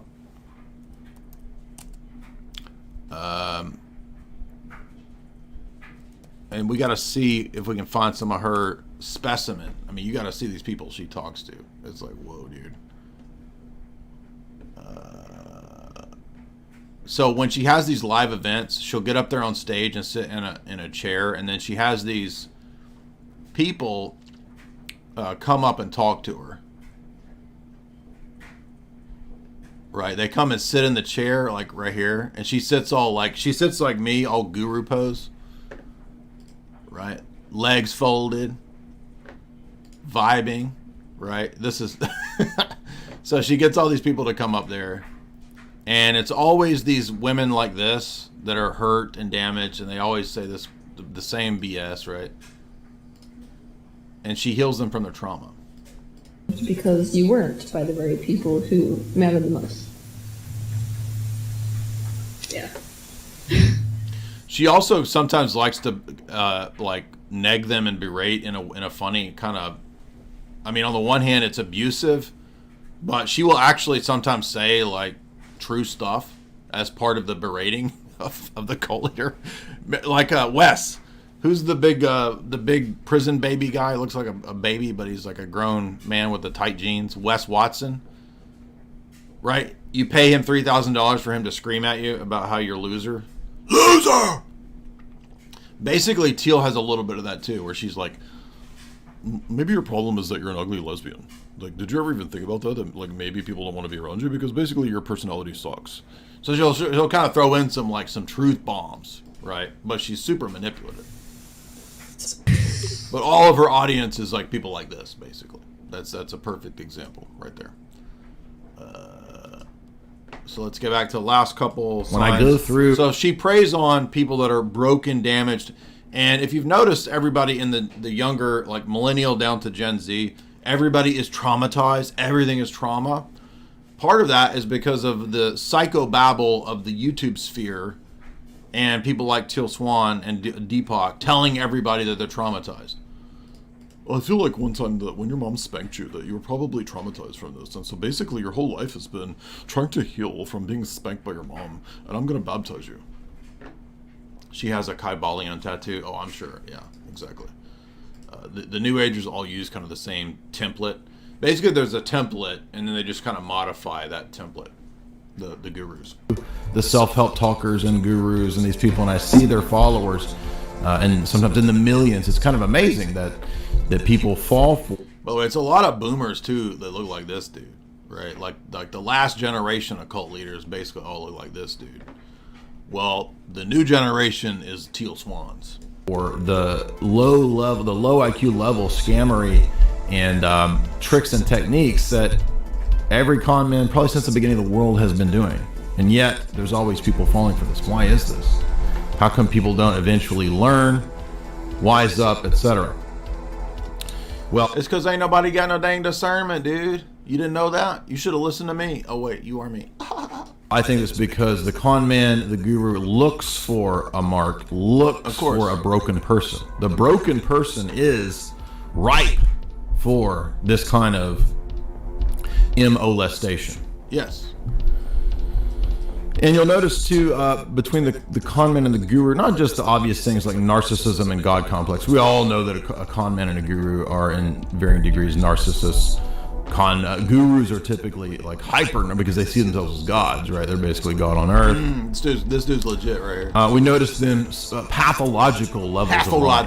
Gaslighting, lying in your face that they never lied when the lie is right in front of your face, right? Total gaslighting. Outlandish claims are another sign that we see as a commonality between the two. All or nothing, you have to completely commit to me. There's no flexibility. No guru and no con man teaches you logic, ever. I've never seen a guru or a con man teach logic. They don't want you critically thinking, because anybody who began to critically think would immediately question the guru, his methods, the inconsistencies. Not talking about nitpicking, but the outright total inconsistencies, right? This is something that you never, the cult especially, don't learn logic, don't learn critical thinking. And the people who join and the people in the cult are typically fake experts, fake degree. Oh, look at this. Speaking of mystery, the Sphinx for Mystery Man level shit. Look at this. Change will happen the day that you realize your comfort zone is outside of your comfort zone. That's some Sphinx shit right there, baby, for sure.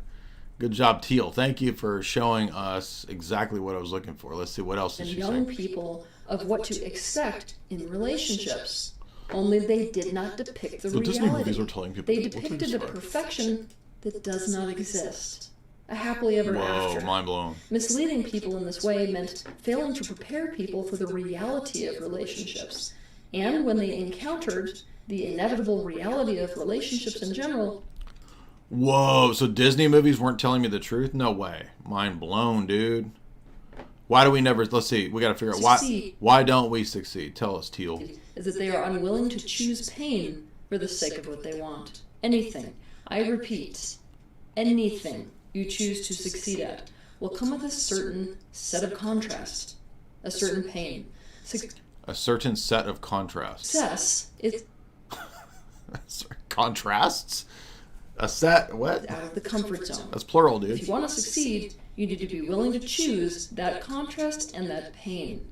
And you will be limited in terms of success by what pain you are unwilling to Ah, yes. Thank you, Sphinx. The Sphinx has spoken. Right? Right? Jamie? Don't you think Teal Swan is the Sphinx? The universe doesn't reflect what you say. It reflects what you feel. This is why reciting your affirmations doesn't work to change your reality unless you genuinely feel that those affirmations are true. Whoa. Whoa.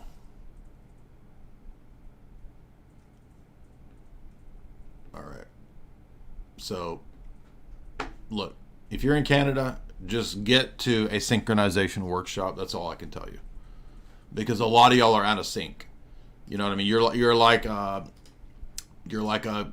Casio watch that's beeping and it's the wrong time. Essentially, you're not synced. So get to this workshop right there to get synced up, all you Canucks. Look, she's diagnosed all you Canuckians in Canada. She has diagnosed you boys up there, and you traumatized girls. She's ready to synchronize you and tap into your synchronicity pocketbook. If you would hit like and share, shout out to everybody. What's up? How y'all doing today? How y'all doing? What's on your mind? Thank you for those super chats. Support the show via super chats. Cult of Fun. That's my new podcast name. I think we'll name this one Cult of Fun. By the way, we're not just talking about cults, but we are hammering home that almost every area of life is pretty much like a cult, is it not? Of course it is. I mean, for example, I was hypnotizing you with my vocal magic at the beginning of the stream, was I not? That's a technique many cult leaders can use. Should I turn my immense vocal skills to the dark side, I could have a singing cult, and you would all be part of it. I would essentially put a charm upon you, a spell, some may say. You would be immobile underneath my magnetic grip when I sing. Right? I think we could all recognize that here in this chat. I think we can all recognize that. And so essentially, I traumatize you with my singing as well as healing you. Right? I traumatize to heal you. I break you down to build you back up. Just like Teal Swan taught me to do. Last sign of a cult leader. Which one was it? Let's see. Diploma mills. I went to the Universal Life Coach. I mentioned diploma mills. Oh, interesting. Did anyone notice the video that recently was posted? JC and what's that girl's name? The Die? Is that it? They had an interesting, allegedly, about hijab. Mohammed hijab. He got a hijab. Do y'all know what I'm talking about?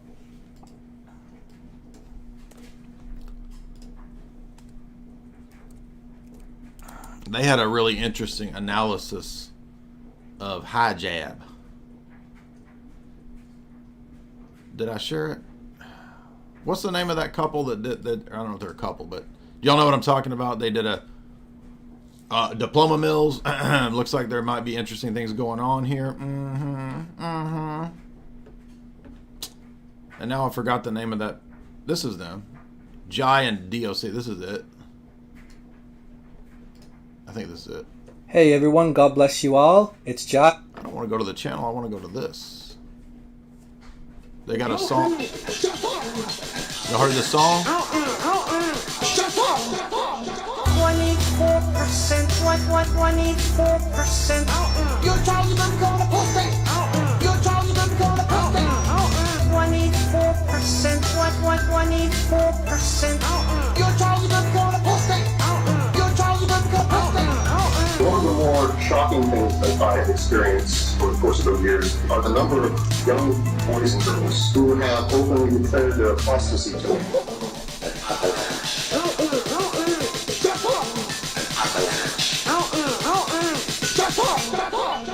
24%, what, 24%. You're trying to go to posting. You're trying to go to posting. What is up, everybody? Now, this is allegedly. Allegedly. Y'all can check out what is interesting about Muhammad hijab and some of these degrees. I don't know. What do y'all think? Church, and I'm a PhD. I got it last week. I got my PhD at Universal Consciousness Life Church in their study abroad program out of Singapore. I paid $39.95 on the internet. No, you're not an expert. You're an idiot. You're a con man. It's obvious. Pathological lying. There you go. Top 10 sign. So that was the number one coming sign out. Was massive pathological lies. So there's your top 10 cult things. Now, speaking of Muhammad hijab, somebody sent me this today, which I thought was funny. So you remember the reason why he didn't want to debate, right? Was that he gave me, as Tristan said, a clout audit. And my clout was just not up to par. I just don't have the numbers, dog. But people pointed out, so wait a minute. Jay had bigger numbers than you on the debate that you did with William Lane Craig. Jay has a bigger audience and channel now than William Lane Craig. But William Lane Craig makes the numbers? No. And then people say, so wait a minute. So all you care about is the numbers and the money? This is very fitting for cults because Islam is a cult. I am very honored to be put in the prestigious list of 500 of Islam. I am the top 500. The champ should have been in top 50.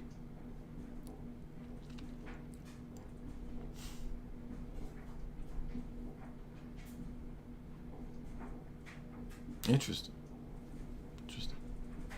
So, in other words, it's this dude's just in it for clicks and clout and followers.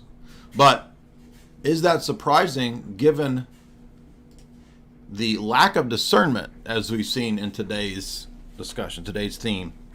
People don't seem to have discernment to figure out who the phonies are. And why is that? Well, we got a bunch of men. And this is a clip from this is Tristan in an old podcast. Right before we helped turn Tristan around. Y'all ever see this old clip of Tristan? We got a bunch of Star Wars men like this. Men.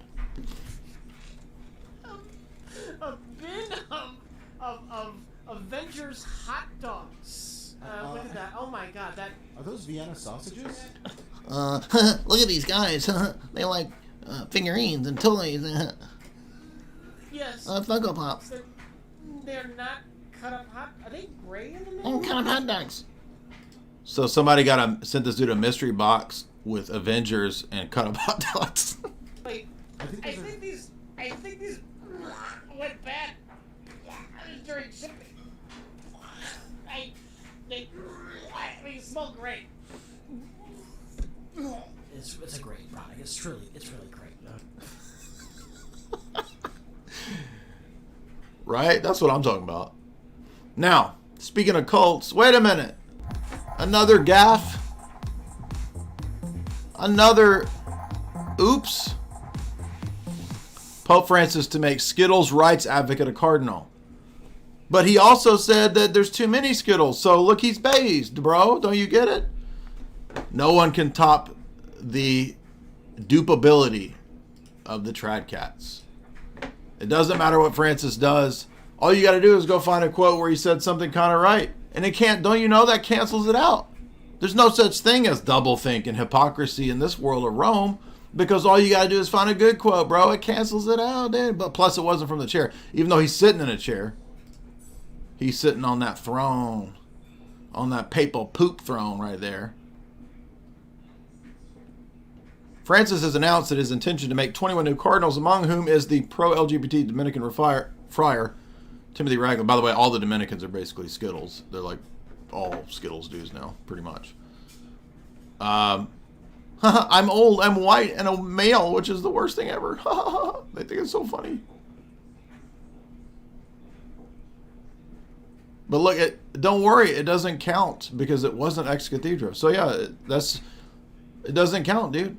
And by the way, it's canceled out because he also said there's too many Skittles. And all you idiots just can't figure out what double speak is. By the way, remember, we'll be live at this event right here.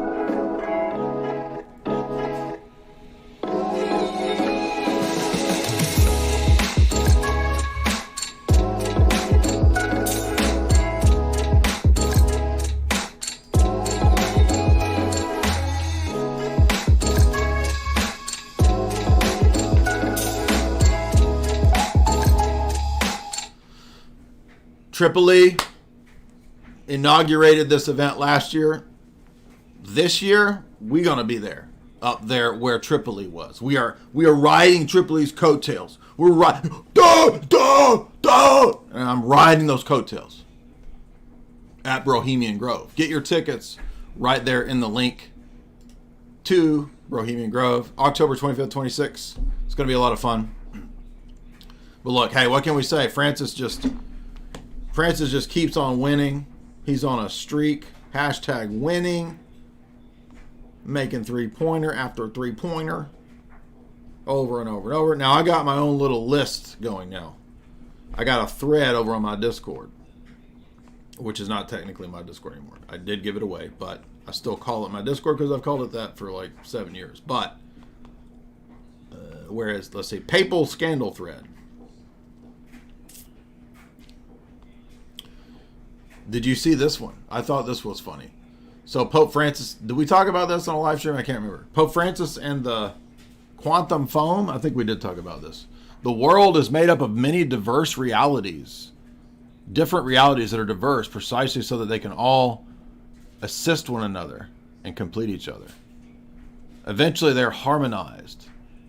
And this is the splendor of creation. So basically we got papal quantum foam multiverse now, which totally fits with his perennialism, syncretism, indifferentism.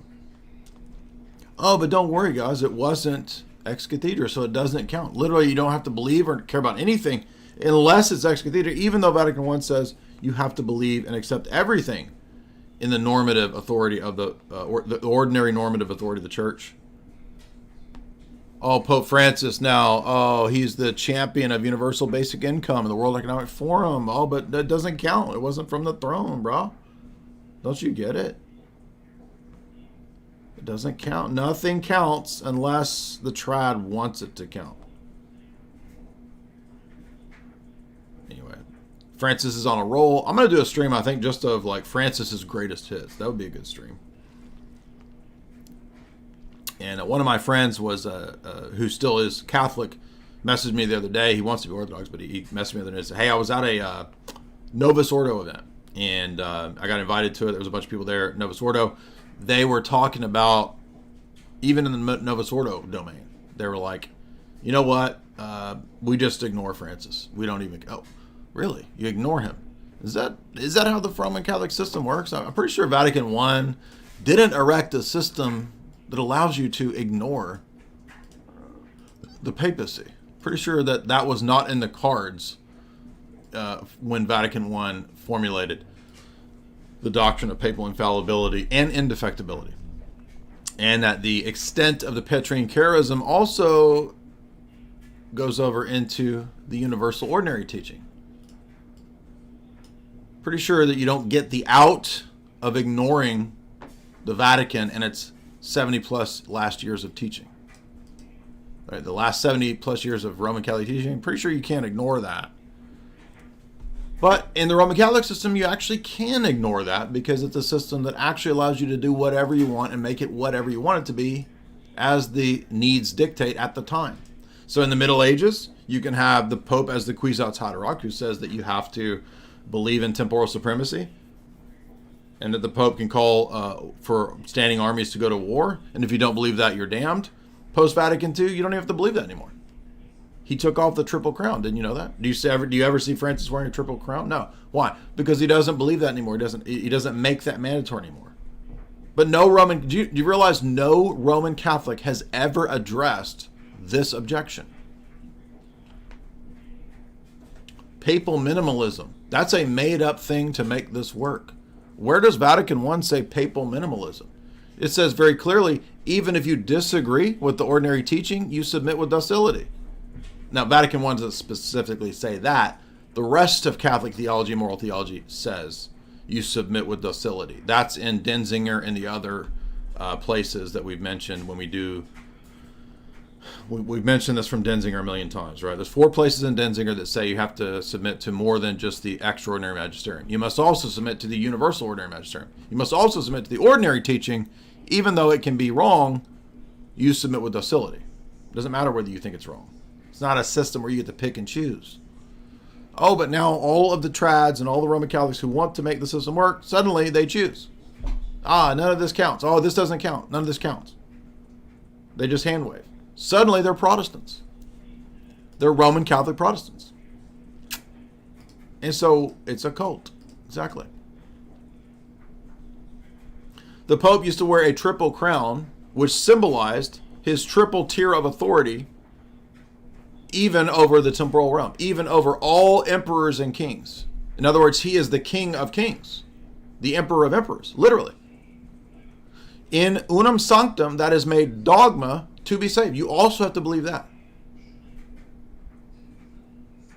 After Vatican II, when they started accepting the Protestant doctrine of freedom of conscience, freedom of worship, etc.,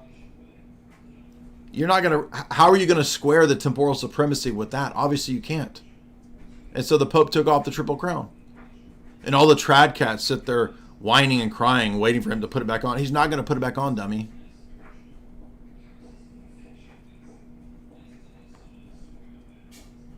And it's clear as day that you have to believe in temporal supremacy and unum sanctum to be saved.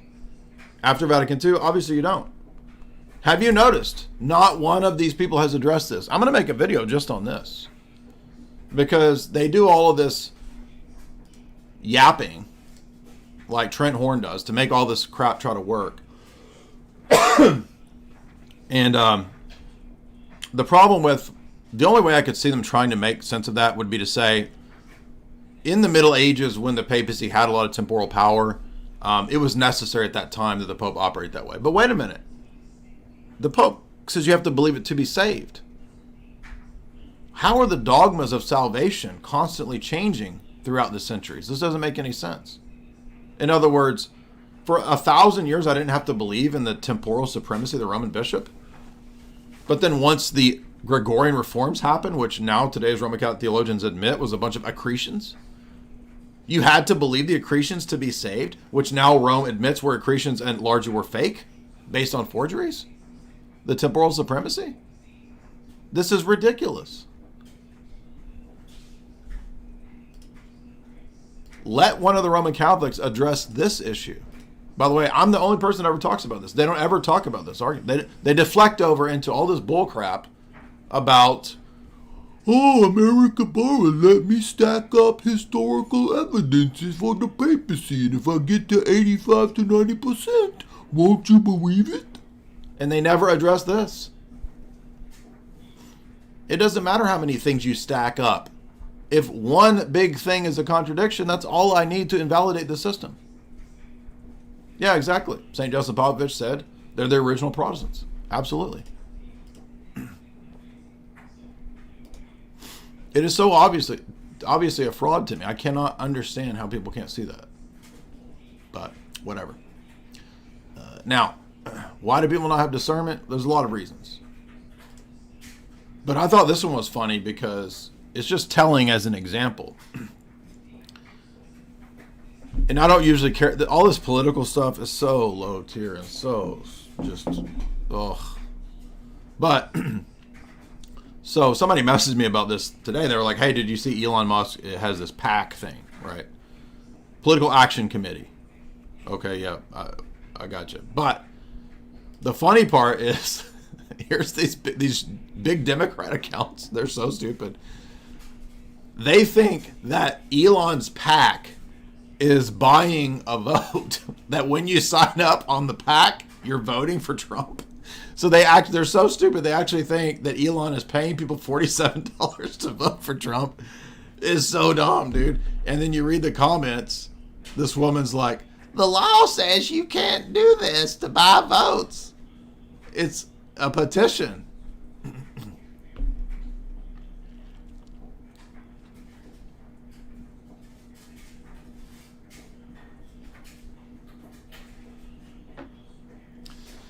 Ian Carroll says, this post is not about voting. Karen has just, and by the way, her name is Karen. A Democrat woman, was she a lawyer? And her name's Karen. What? Shocker. Who? We got to see who this is. Who is Karen?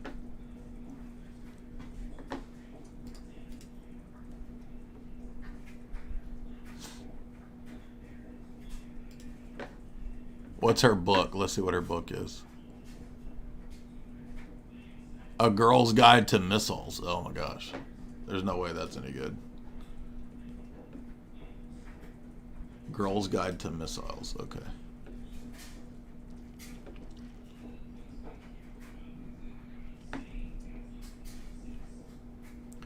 Look at this. Look at this Democrat profile. 87,000 Democrats and leftists like this. The Justice Department needs to investigate Elon recommending illegal voting. So signing up for a PAC is illegal voting. That's how stupid these people are. And then even the conservative women are like, it's a petition, you dummy. The Department of Justice needs to step up its game. Even people are like, these aren't votes, dummy. Here's a Israeli/Ukraine flag. This is concerning. Investigate this. All the people are saying you're so stupid. Now look, the MAGA people also have a history of not being that good at reading comprehension as well. So I don't have a problem admitting that there's kind of not very smart people on both sides, but definitely the IQs are a little lower on the left side of things.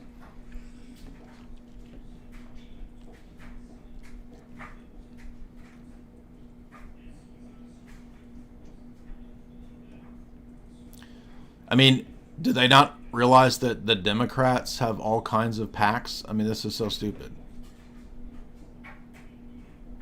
Signing a petition is buying votes. I mean, this is that stupid. Anyway, it's just an example of the idiocy of so many people. And if you are on X and if you have a post that goes viral, remember when I put up that post that went viral about making fun of the so-called conservatives like Nala and Matt Walsh or whatever, and I put Destiny on there as a joke because Daily Wire was platforming Destiny. It was obviously a joke post, and I would say probably several thousand people felt the need to correct me that Destiny isn't a conservative. And it's like, nobody has reading comprehension. And then it's like, well, why is that? Well, it's probably because, where's this article?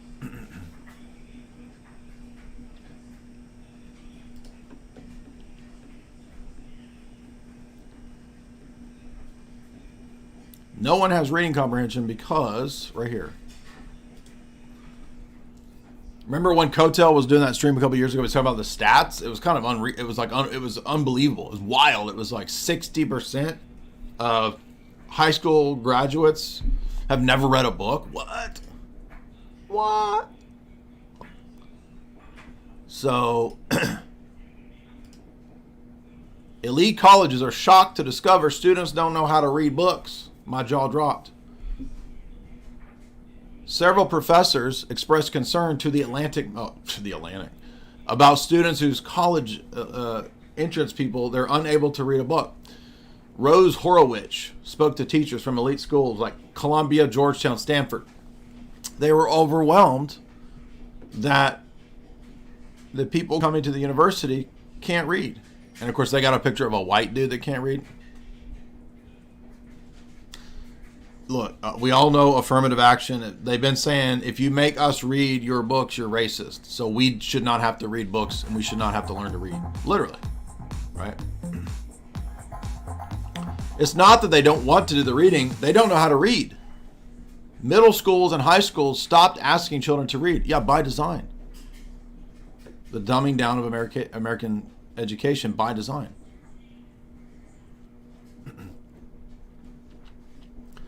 Private schools, for example, have shifted away slowly from requiring people to read full volumes. Instead, they read, abridged things, obviously. So this ties into the streams that we were doing the other day. People were like, why did you boot that guy from your stream? So if you're going to get into the nitty gritty of like Cyril and Chalcedon and what it means to be hypostasis, like there's a giant shelf over there that I have of the necessary literature that you need to read. I'm not talking about lit. I'm talking about the theological literature to understand that debate. Okay, it's its own topic that requires years of study. You're not going to be able to comment in a educated way about Chalcedon and Ephesus and Cyril and hypostasis and composite hypostasis and all that without having put several years into reading the academic literature. And so when I hear somebody talking about it that wants to debate and they make two fundamental mistakes, I already know where they are in their level of familiarity with the academic literature, which in the case of that guy that was on the stream, it was introductory level. If you confuse Leontius of Byzantium with Leontius of Jerusalem and don't know that the Fifth Council relies almost entirely on Leontius of Jerusalem and his meaning of in hypostaton, and if you don't think that Maximus is talking about mode when he talks about in hypostaton, I already know that it's going to be a waste of time to give you airtime and to talk to you. So that's why I got rid of that guy. Had nothing to do with, oh, you scared. Oh. Dude, we're doing an entire series that's going to be probably 10 parts on Oriental stuff. Why would we be doing that if we're scared? When have I said no to a formal debate with anyone? Anyone that's not, insane, by the way. I don't have to. By the way, I don't owe anybody a debate. That's the other thing too. You owe me a debate. No, I don't. I don't have to interact with anybody. I choose who I interact with. By the way, you guys also have to choose who you understand. You don't owe me an interaction. I don't owe you an interaction.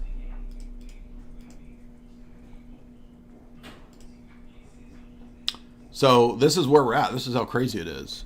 People are going to these so-called elite Ivy school, Ivy League universities, and they've never read a book. That's how crazy it is. So remember, you're at a point where you're dealing with people on a daily basis. I'm dealing with people all over the internet who are complete idiots. But because of the facsimile, the appearance of knowledge and education that the internet gives, they believe, this is real Dunning-Kruger, they believe they are experts in these various fields. It's very bizarre. It's this weird juncture to where people, it's a paradox, I guess, because on the one hand, there's all this information that's there for you to learn, but people are not utilizing the internet for that stuff. Nowadays, it's getting worse and worse and worse. I mean, a lot of people are waking up, but I think things like TikTok and the destruction of the attention span has made it to where people can't read. So they're not actually getting educated. They don't know how to read a book, which reading a book is also like taking notes and chewing on it and digesting it and thinking about it for several days. Thinking about the information, note taking. For example, we're doing Animal Farm next. I'm on my 4th page of notes for Animal Farm. Animal Farm is a very simple, short book. It's going to be a lot of fun. Tristan and I are going to cover it. We're breaking it down. But we have to remember that so many people that we're interacting with and dealing with, they aren't raised with the training and the training is the only way I know how to put it. Like, you really have to be trained and disciplined to be a constant, consistent reader. It's actually something you have to develop. Don't you think when I was 18, 19, that there were times when I didn't want to read books. I wanted to go out and party and have fun, and I did. And I learned that the sacrifice is greater giving up doing that stuff. The payback is better for having read rather than doing a lot of partying.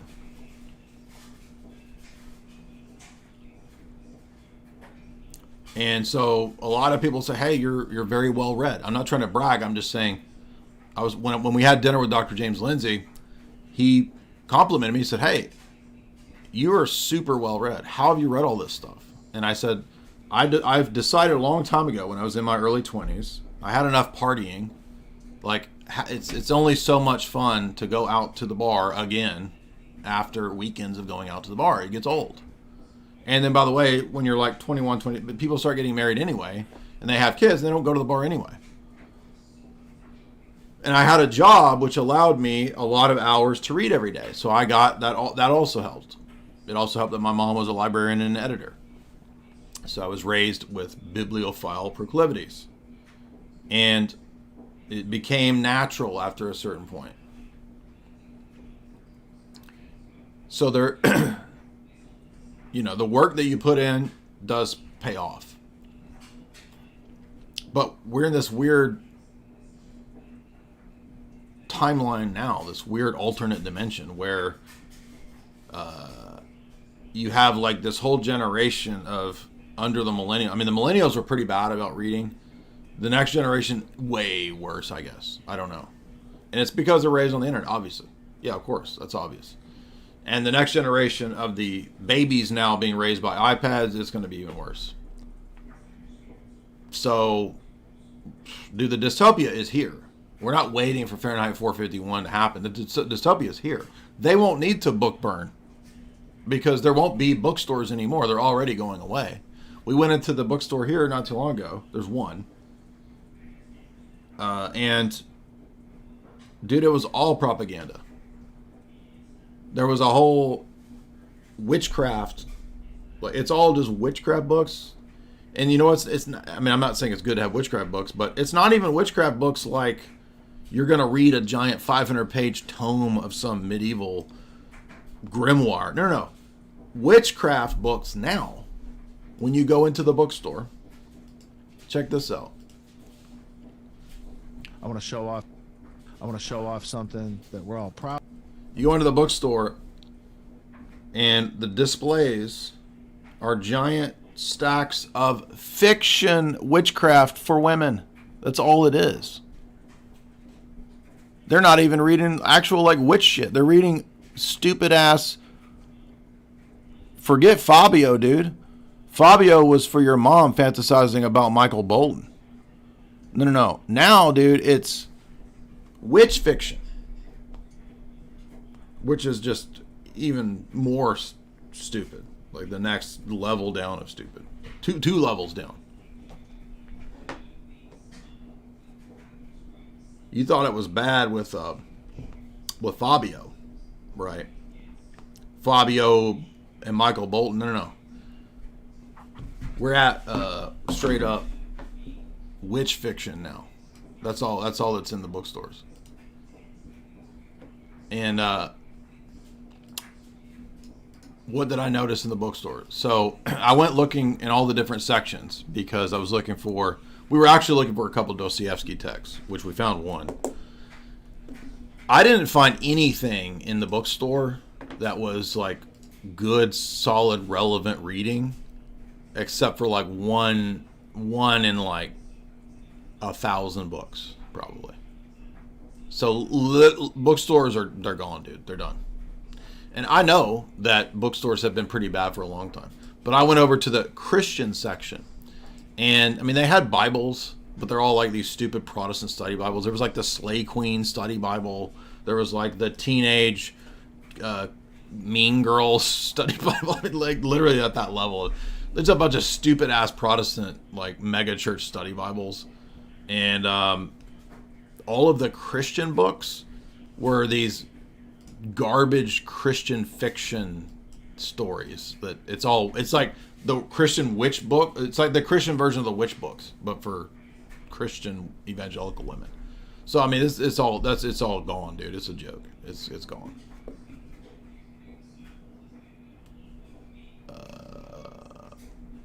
What do you think of that?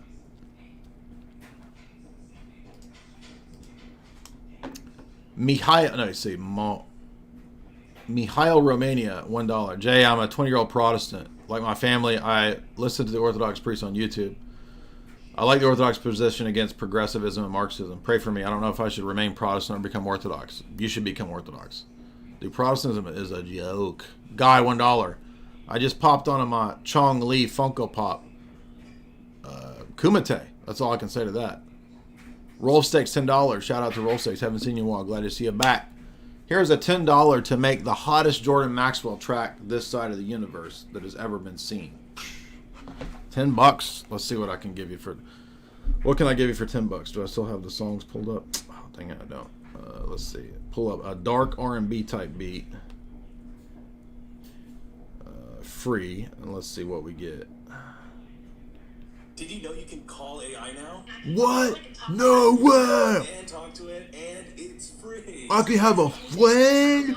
I can have an AI friend? What? Ooh. Welcome to dystopia now.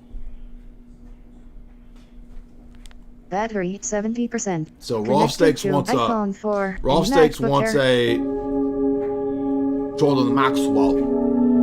Jordan Maxwell. I saw a pterodactyl. Jordan Maxwell. Saturn.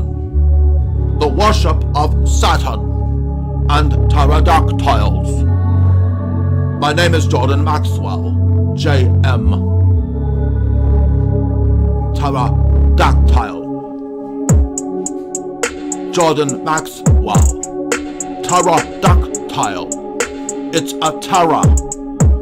And it's tactile. Pterodactyl, Jordan Maxwell, Saturn, the birth of a ship, birth certificate, Jordan Maxwell, black robes, priests, Saturn, Jordan Maxwell. I saw a pterodactyl in Los Angeles. It's true, I'm not lying. Jordan Maxwell. Schizophrenic. Lyrics. I thrive on word concept fallacies. Jordan Maxwell. Jordan Fallacy-well. Jordan Maxwell. Saturn. Saturn. Set in an urn. Set, the god of Egypt. Saturn. Jordan Maxwell. How you like? That's all you. That's what you get for $10. Thank you, Rolf Stakes. Jordan Maxwell song. Brandon, $5. Do you have literature or videos about Calvary Chapel? We just talked about that article that talks about Chuck Smith and all the goofballs that founded it. The Vineyard Movement and their ties to Antipas, their ties to the Jesus People movement, which seems to be obviously some kind of like engineered thing. But I don't really know about literature. Dave McGowan mentions it in passing that some of the Laurel Canyon scene people become very important early founders of Calvary Chapel and the Vineyard Movement. But beyond that, I don't really know a lot of information. Anonymous, $5. What do you think about the David Patrick Harry Cotel video? Ryan Reynolds. Yeah, that dude seems totally schizo and delusional. Dude, it's regurgitated Bill Schneblin. The Illuminati. So the Illuminati got like about the Illuminati. Right? Do you know what I'm talking about? So remember the Prophecy Club lectures from like ancient Google video days? Google video. Here we go. Look, it's the first thing that comes up. The Bill Schneblin talked about the Illuminati, the werewolves, and the vampires. Asshole. That's just a boomer level. So it's boomer conspiracy crap getting regurgitated from the what is this, the 90s? It can be, whatever. But werewolves are the most popular because of the savage intellectual cunning of the species Canis lupus. Dude, I don't know if any of you... Did y'all not know that? When you think of a werewolf, you're thinking of the savage intellectual cunning. And so when you join the Illuminati, you choose between, do you want to take the lichen path or do you want to take the werewolf path? Bro, I got a little bit of news flash for your audience. Ears to hear. These mofos is bullshitters, dude. You can't tell these people are phonies? This is ridiculous. I'm not joking. This is old school conspiracy stuff regurgitated. So everything Ryan Reynolds, or whatever his name, Ryan Reynolds, Nathan Reynolds, everything he's saying, dude, it's just regurgitated Google video era conspiracy crap. Come on. Y'all need to get with a picture, man. Y'all need to get with the picture. The Illuminati. So Bill Schneblin had this it's like his nose was completely closed, and then he talked about joining anti-LaVey, Church of Satan, and then the Boomerati. Right, it's the Boomerati. Right, literally the Boomerati. This is that boomer era of conspiracy stuff. The great golden era of Fritz Springmeier and Bill Schneblin, and remember Lindsey Williams? The elite buzzword, Alex. I want to talk to you about the elite and the buzzwords, Alex. The elite have buzzwords they put out, Alex. Do you know the elite buzzwords? So, look, he's still got a channel. Is he still alive? Probably not. I want to hear Lindsey Williams talking about the elite the words of the elite and the buzzwords, Alex. None of y'all will remember this unless you're an old school. The buzzwords of the elite. So Lindsey Williams used to come on Alex all the time back in like 2008. and he would give the update from the Illuminati, which, according to Lindsay Williams, was because I was a chaplain to the elite, Alex. Some of the biggest people on the planet. I was out there on the oil fields as a chaplain. And Alex, let me tell you, the elite, they communicate with one another through the buzzwords. And so if you pay attention to the elite and the buzzwords, you can figure out what they're going to do. Alex, oil is going to go to $500 a barrel, Alex. The elite buzzwords. Look right here. Watch this. Elite buzzwords. Welcome to the new elite. I am your host, Lindsay Williams. Lindsay Williams. When is the United States banking system going Listen, Alex, the United States banking system is going to collapse. I've talked to the elite. crash? At the recent G20 meeting, the nations agreed that the bank deposit was no longer considered money.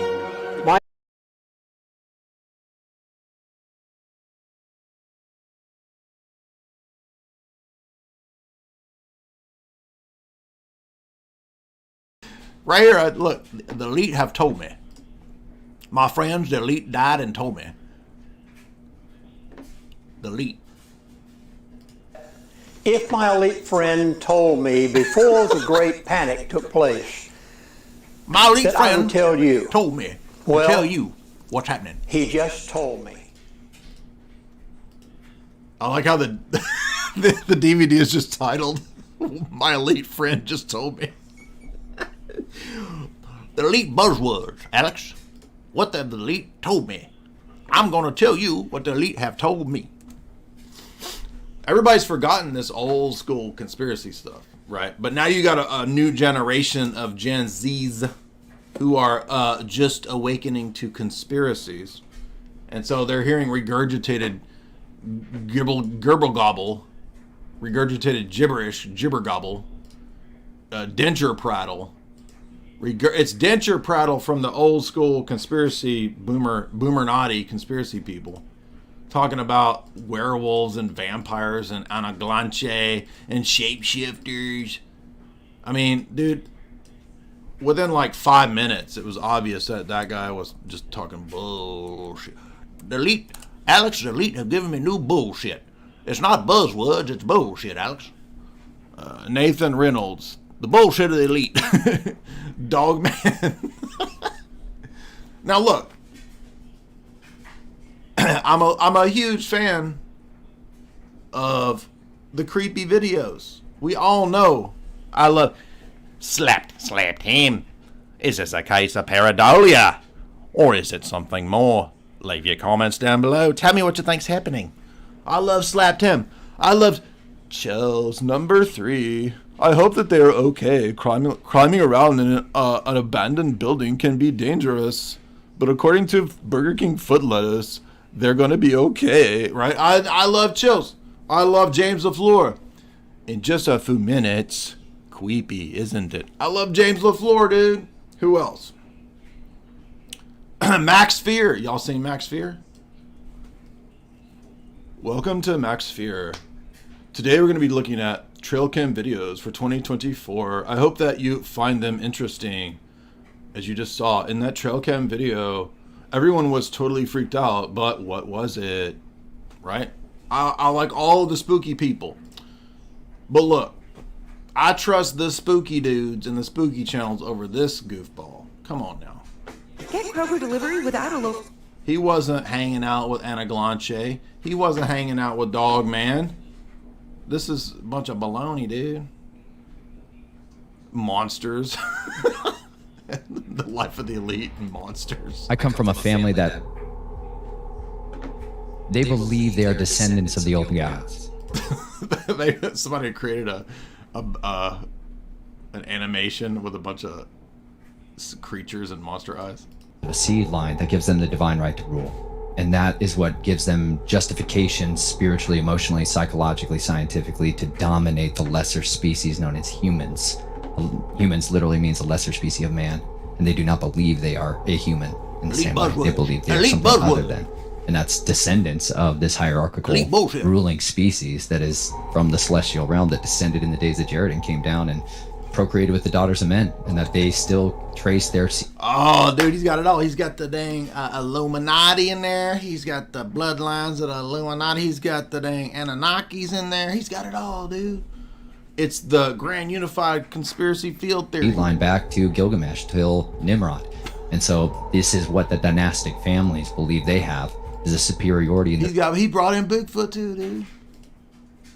These skills, psychic abilities, that kind of stuff, all variants of it, and so they raise up their children in this path with which involves a tremendous amount of shattering of the soul and the identity, so that there's compartmentalization within. So it all sounds kind of okay at first. It's like, oh, that seems plausible. Yeah, that sounds kind of like what the elite do. And then it starts turning into like monsters and freaking werewolves and shit. It's so stupid. Hell, and Shahar, as he's really known, but different reasons than what people are ascribed to, you know.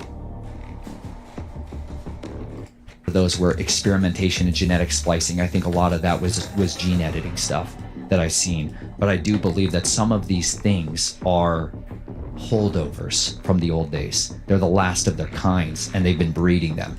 Remember that rapper that said he was a clone? This is like at that level of stuff, dude. Rapper being a clone. That's my favorite conspiracy, dude. All the rappers is clone, boy. Rappers say he a clone, bro. You believe that? Yeah, this dude. Kid Boo. I grew up a clone, dude. What you talking about? Bro, I was raised a clone. How come nobody just assumes people are full of shit? Like that, you know, that video that goes viral, and dude, he's too tight. He's like, I don't even want to be here, dude. I'm too tight.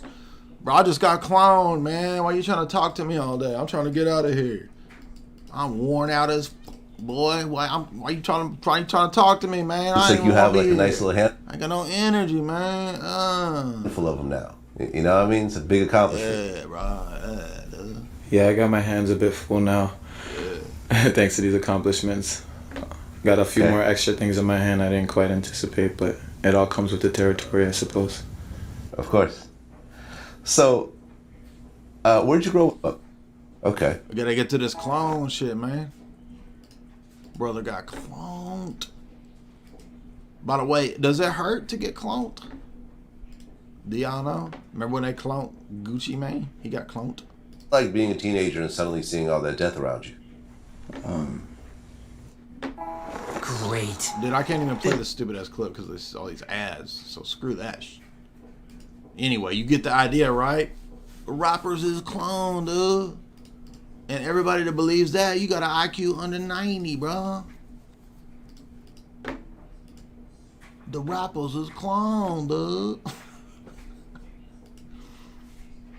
It's like Gen Z doesn't know that there's bullshitters and liars out there. Like, do they not know that people lie?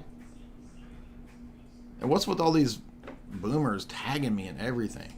Why are you tagging me, man? I don't care about your thing. Don't tag me.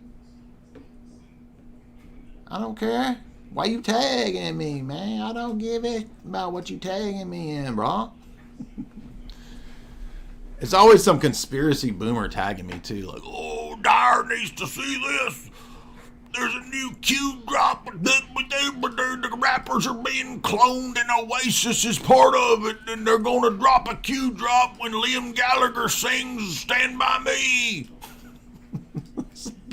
Get out. Why are you following me, dude? Go away.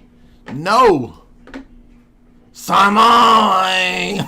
Nobody knows. Maga will be. Right? So there's Liam's going to drop a Q drop. Liam's gonna sing about MAGA, dude. That's a Q drop. Every time I do Liam, I start coughing. Somebody, nobody knows what it's gonna be. That's when Liam's really, really drunk. It's Oasis Unified Field Theory Q drop, bro. Liam's gonna let it loose, dog. Dude, Donald Trump have been in contact with Oasis. They're just waiting to drop the information at the right time, bro. Nobody knows. MAGA will be. Q-Aces.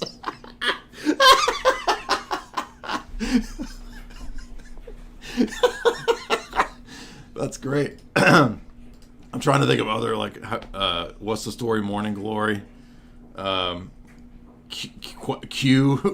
Question. What's the story? Morning Glory. Oh, it's a question, dude. What's the story? Morning Glory? Question mark. Question. Oasis, bro. Let's see. Wonderwall. No. Part of the Quay. That's an Oasis song. Quay. So let's pull up my Oasis list here. How can we turn this into Q crap? Let's see. Oasis. Artist. Yes, Oasis. Acquiesce. AQS. I don't want to so much I feel alive. I wake up and I sleep inside. I only want to see the light that shines around Donald Trump's eyes. Let's see. Be Here Now. No. Looking for something Q. Cast No Shadow. No. Champagne Supernova. Oh. Someday you will find my company last night. And I'm not gonna supernova. I'm not gonna supernova. That's it, dude. Champagne Supernova. I don't know if I see anything else that's a drop. I will let you guys know when there is a new Oasis drop. I'm looking for any new drops possible. Let's see. Roll it over. No, that doesn't work. Slide away. Some might say. Some might quay. Some might Q. Stand by me. No. Cupersonic. I'm feeling Cupersonic. Cupersonic, dude. We got it. I'm starting to believe this conspiracy. This is getting crazy, dude. I'm starting to convince myself. Full spritzo. Full on spritzo-frenic. Feeling Cupersonic. Gamma John Tonic. You gotta be super drunk. Liam will only drop this when he's super drunk. iPhone 4. And there's like 300% Liam. I found a song. I had to comment on it. I think the Oasis fans thought it was funny. But Tristan, y'all heard of Tristan? Your boy Tristana sent me a live Oasis song. And oh my gosh, dude, Liam was like, Liam thought that this song needed 300% more Liam in it, basically. Let's see if I can find it. Can you play the live ones, or is it going to ding the copyright? I don't even know. Let's see. But I actually like Liam's, like that voice. I like it. But this was just a little, about 300% too much Liam. I think he was super drunk when he did it. Where is that at? It's pretty funny, if I can find it. It doesn't even sound like Oasis anymore. It sounds like a drunk cover band doing Oasis. Oh, here it is. Let's see. It's not Slide. Is it Slide Away? Yes. Slide Away Live 19. This is it. 1996 at Nebworth.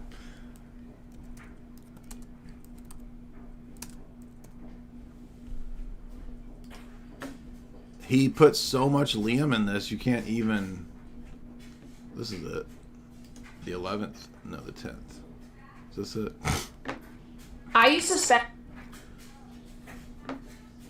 So Cupersonic. That's it, dude. We figured it out.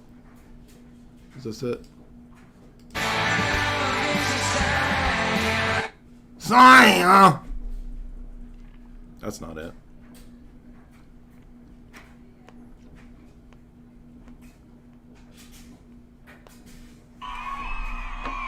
No, it is it. Slide away.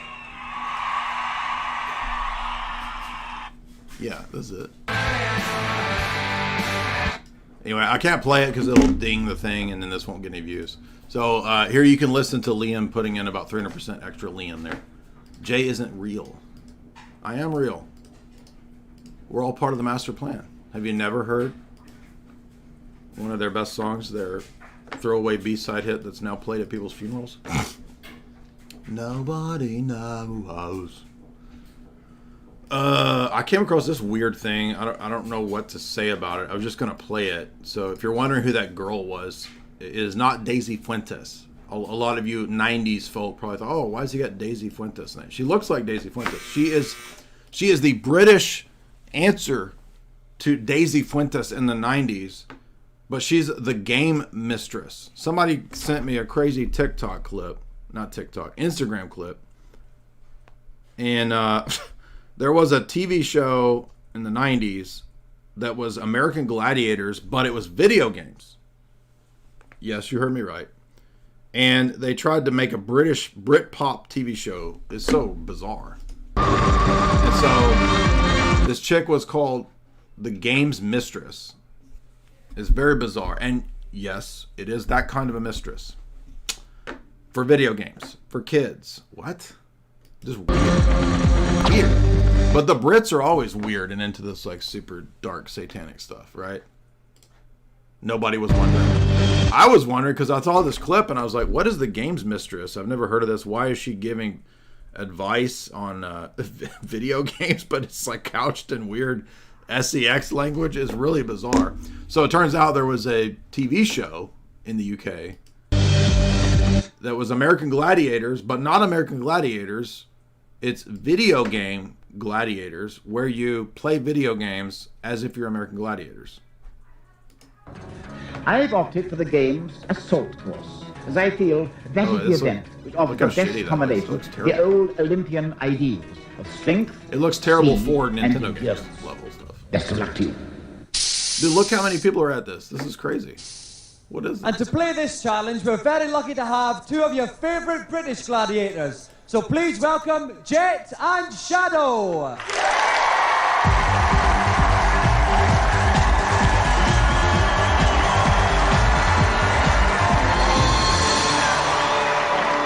So you think it's going to be American Gladiators where they like do fights and stuff? No, they sit and play video games. Shadow. Okay, now Jet, you're giving away a considerable weight advantage to your opponent tonight. Will this be a problem for you? Oh, absolutely not. It's British Daisy Fuentes mixed with Lily Sobieski. Absolutely not. No. I know you work as a team on the programme, but are you going to be a little bit competitive tonight? Oh, yes, it's a game. It's a game. Ultimate challenge. Okay, now... Wait a minute, was Jet one of the American Gladiators? Remember American Gladiators? It was such a ridiculous show. I used to watch that because a lot of you youngins don't know that in the 90s there weren't many options. So if you were wasting your time, you had to watch basically just garbage. Like this kind of shit. What is this? And by the way, what's all these women are like, ugh. Why do women want to get like buff like this? I don't understand. Do you think they were pushing this? Was this being pushed? Here's what I'm thinking. Were they pushing in the 90s women being like these jacked buff dudes to prepare us for where we are now with TRA and Z? Like this? Ugh. What is this? Do the thunder shake! Storm! Laser! By the way, all these people they're obviously on steroids too. Look at this chick. Ugh. Dude, I don't ever want to be around a woman buffer than me. That's crazy. I mean, I'm going to the gym and that chick's buffer than me. What the heck? So, do the women that are like this, do they take steroids? I don't understand. Yep, Lace, Gemini, Laser. Remember all these names? So I'm trying to figure Zap. Her name is Zap.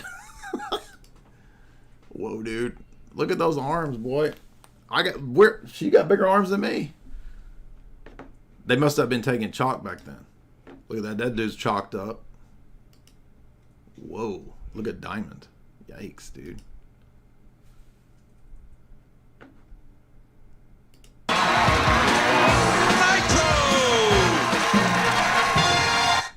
Look at her biceps, dude. Gross.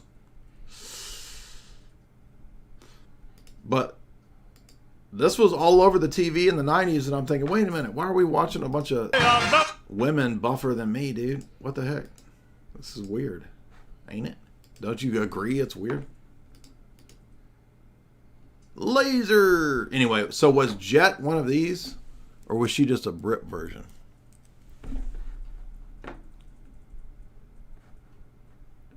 This is her. Best of Jet.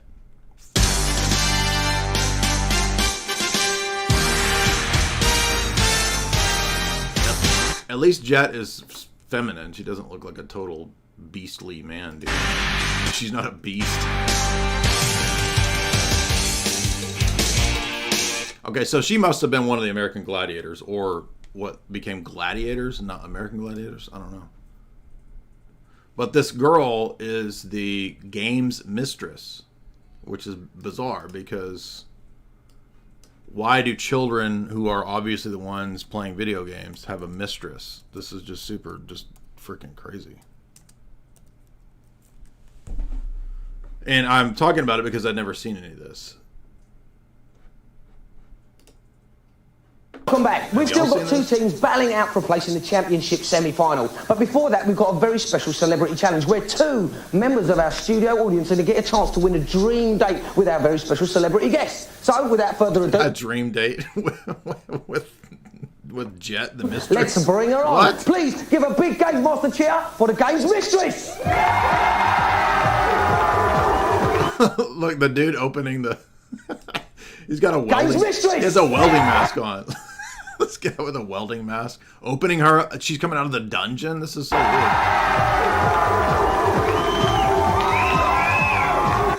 Why is there a bunch of kids with a chick coming out of a dungeon called the mistress? Okay, let's have a chat. Now, Games Mistress, you're no stranger to games, are you, really? Oh, but you're so sweet. And you're right. I like nothing better than frolicking with my consoles. By the way, Brits, have you noticed, especially like the Bond series, they love super low tier innuendos. They're so stupid, it's not even funny. But for whatever reason, Brits love low tier innuendos. What was I going to pull up about? She looks just like, she is literally the British Daisy Fuentes, isn't she? The Brits were like, we've got to have our Daisy Fuentes. See, she's like, look, see, she's British Daisy Fuentes. As you guys know, we oftentimes take side treks into the 1990s. We go on little... remake originalmente se llamaba Voyage Voyage, es un tema francés que estuvo de moda hace como... Oh, she spoke Spanish is why she was on MTV International. That makes sense. Duh. Okay. Look at this. Leo with Daisy. Look at this. This is weird. Check this out. So we're back with the top 20 countdown. I'm Daisy hanging out I'm going to get that Leo bowl cut right there. Y'all want me to get that Leo 1995 bowl with cut? Leonardo DiCaprio. I think we're like the same age too, by the way. And we've talked about... I have to say, given Leo's dad bod, I have preserved my figure way better than Leo has. Leo's like full on like chunko dad bod. And look, we've been going to the gym. We're keeping it real, right? We're you know, pushing it to the limits basically. And how do we do that? Through chalk.com, baby. That's how we do it. What's Daisy Fuentes going to ask Leo? Let's see. your movies and how much success you've had and, you know, how good you are with the whole acting. She's... Notice that body language. He's just like chill. She's got her... she's teal swanned with her legs up, and she's like on his leg. I think Daisy's immediately interested in Leo. Don't you think? Thing and stuff, and I was just kind of wondering, since you know you've become like such the hot guy and the cool actor You're such the hot guy. I think Daisy's flirting with Leo. What do you guys think? and getting all these great parts, like, is it easy to get chicks now? Is it easy to get chicks? Actually, Daisy, Look at how you could talk freely in the 1990s. Is it easy to get chicks? Dude, this would immediately be like flagged. This is so crazy. The dystopia is here now. Like normal parlance of like, yeah, of course Leo got chicks, right? Just normal 90s conversation that everybody had is hate speech now. It's like verbal grape speech. What? Isn't this crazy? Are they all over you? No, actually, it's hard. I mean, we were watching those Van Damme movies, and like half of Van Damme's jokes are like things you can't say. I am not the maggot. He's the maggot. Right? He's making maggot jokes, right? You know what I mean with the F word. For me to get a date right now. Oh, I'm supposed to believe that. And my phone number is 1-900. 555 Leo's. 4444. Come on. Leo looks like he's a little stoned right there. Was they hitting the bong before they did the Daisy Fuentes interview? I'm trying to get into your love life. She's all got her knee up on him, dude. She's totally flirting. How about your love life? Do you have a boyfriend right now, Daisy? Well, come on. Whose show is it anyway? Hey, what's up with that? You see, she didn't want to say. She didn't want to tell him that whether she has a boyfriend or not. I'll ask you questions. No. We're going to have to learn some game from Leo. The Leo method of game spitting for all you nerds out there who's never asked a girl out. Today is lesson number 1. So what's lesson number 1 on spitting game and getting a date? First of all, be Leo in 1995. Oh, forget the interacting Sure thing. no I'm one doing special the in your life interview. right now. There's nobody special in Well, your you're special and you happen to be my life right now. Any question just like You're special and you happen to be my dude. Daisy Fuentes she's all over Leo in this. This is like You're still serious. she's giggling and I want you right now, bro. I could barely hold myself back from you. Red light special number 3. Let's see if she keeps flirting. This is interesting from a like all those videos where they analyze body language, right? We'll do a body language analysis here. If she touches his kneecap, if she starts touching him, you know it's a flirt going on hard. She's raising the bar. We've got a clip. Got a the clip movie of- Basketball Diaries, your movie. Look at that. She's touching his knee. So nerds, if you've never been around a girl or you've never asked a girl, look, can you see this? Here, we're going to do lessons in game from Leo DiCaprio episode 1. Okay. When you're sitting there on a couch and a girl plops up on the chair and she puts her knee on you and she starts tapping your kneecap, she's not testing your reflexes. She's flirting, dude. What are we going to see? Is this the one where you show your butt? No, Dude, she's like, now she wants to talk about him showing his butt. She's all over it. Daisy Fuentes is hardcore all over freaking Leo. You don't check. He must be stoned, right? First of all, he's not camera shy because Leo has already done multiple movies, so he wouldn't be camera shy. And she's talking about his butt, and he's giggling like he's just smoked like a big old fat blunt. I mean, come on, dude. Your butt in this movie? Not at all, actually. No? No, I do. Was that a selling point in the 90s? Like, does the movie show Leo's butt or not? If so, I'm there. You show my You butt. do. I'm sorry. See, that's how people come out and see the movie. But this is a scene where I'm sort of fiending for drugs, and it's sort of a, not a light I was trying to remember is this Basketball Diaries? hearted situation, so let's get really serious. Here's the clip. Where is it? We're going to skip past Ernie Hudson. I'm enjoying this body language analysis. It's pretty funny. So we're going to skip this movie clip before it dings the algorithm. And before the break, I don't know if you were able to catch that clip that we just showed from the movie Basketball Diaries. That was an intense scene. Yes, it was. You were so good in that. Now, what's better to do tough scenes like that where you're like getting your ass kicked, or doing scenes where you're like making out and having sex, getting woody? Dude, whoa. What's more what's more difficult? Doing a scene where you're getting beat up. First of all, he's going to have a trainer or a stunt man. He's not going to get beat up. What the heck are you talking about? Or scenes where you're getting woodies and having sex? By the way, who says getting woodies? The Diddy Diaries, exactly. Dude, Daisy Fuentes is a freak, dude. What's that? What the heck? She just like spit. When a girl likes you, by the way, she's just going to spit straight up, just rated R game. getting your ass kicked or doing scenes where you're like making out and having sex and getting woody? Well, What's more difficult? Scenes where you're getting beat up or where you're having sex and getting woody? Okay, well, I don't think Daisy Fuentes was given this job based on interview skills. I'll say that. oh, well, I think you threw me off at the end there, but I'm going to try and answer that question. Threw the whole audience Sometimes off. it is actually harder to do stuff where you're completely silent because, you're not doing anything actually. So when I had to do like the big emotional scenes, I knew what I was prepared to do what I had to do. When you're just sort of sitting there, with your hands.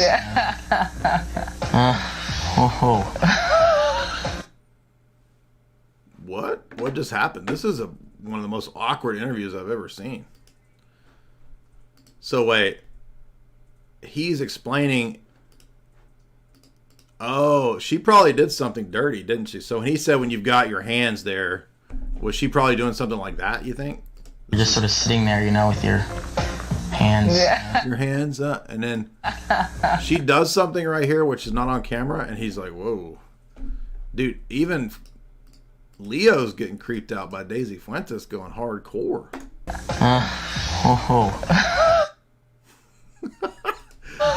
What did she do?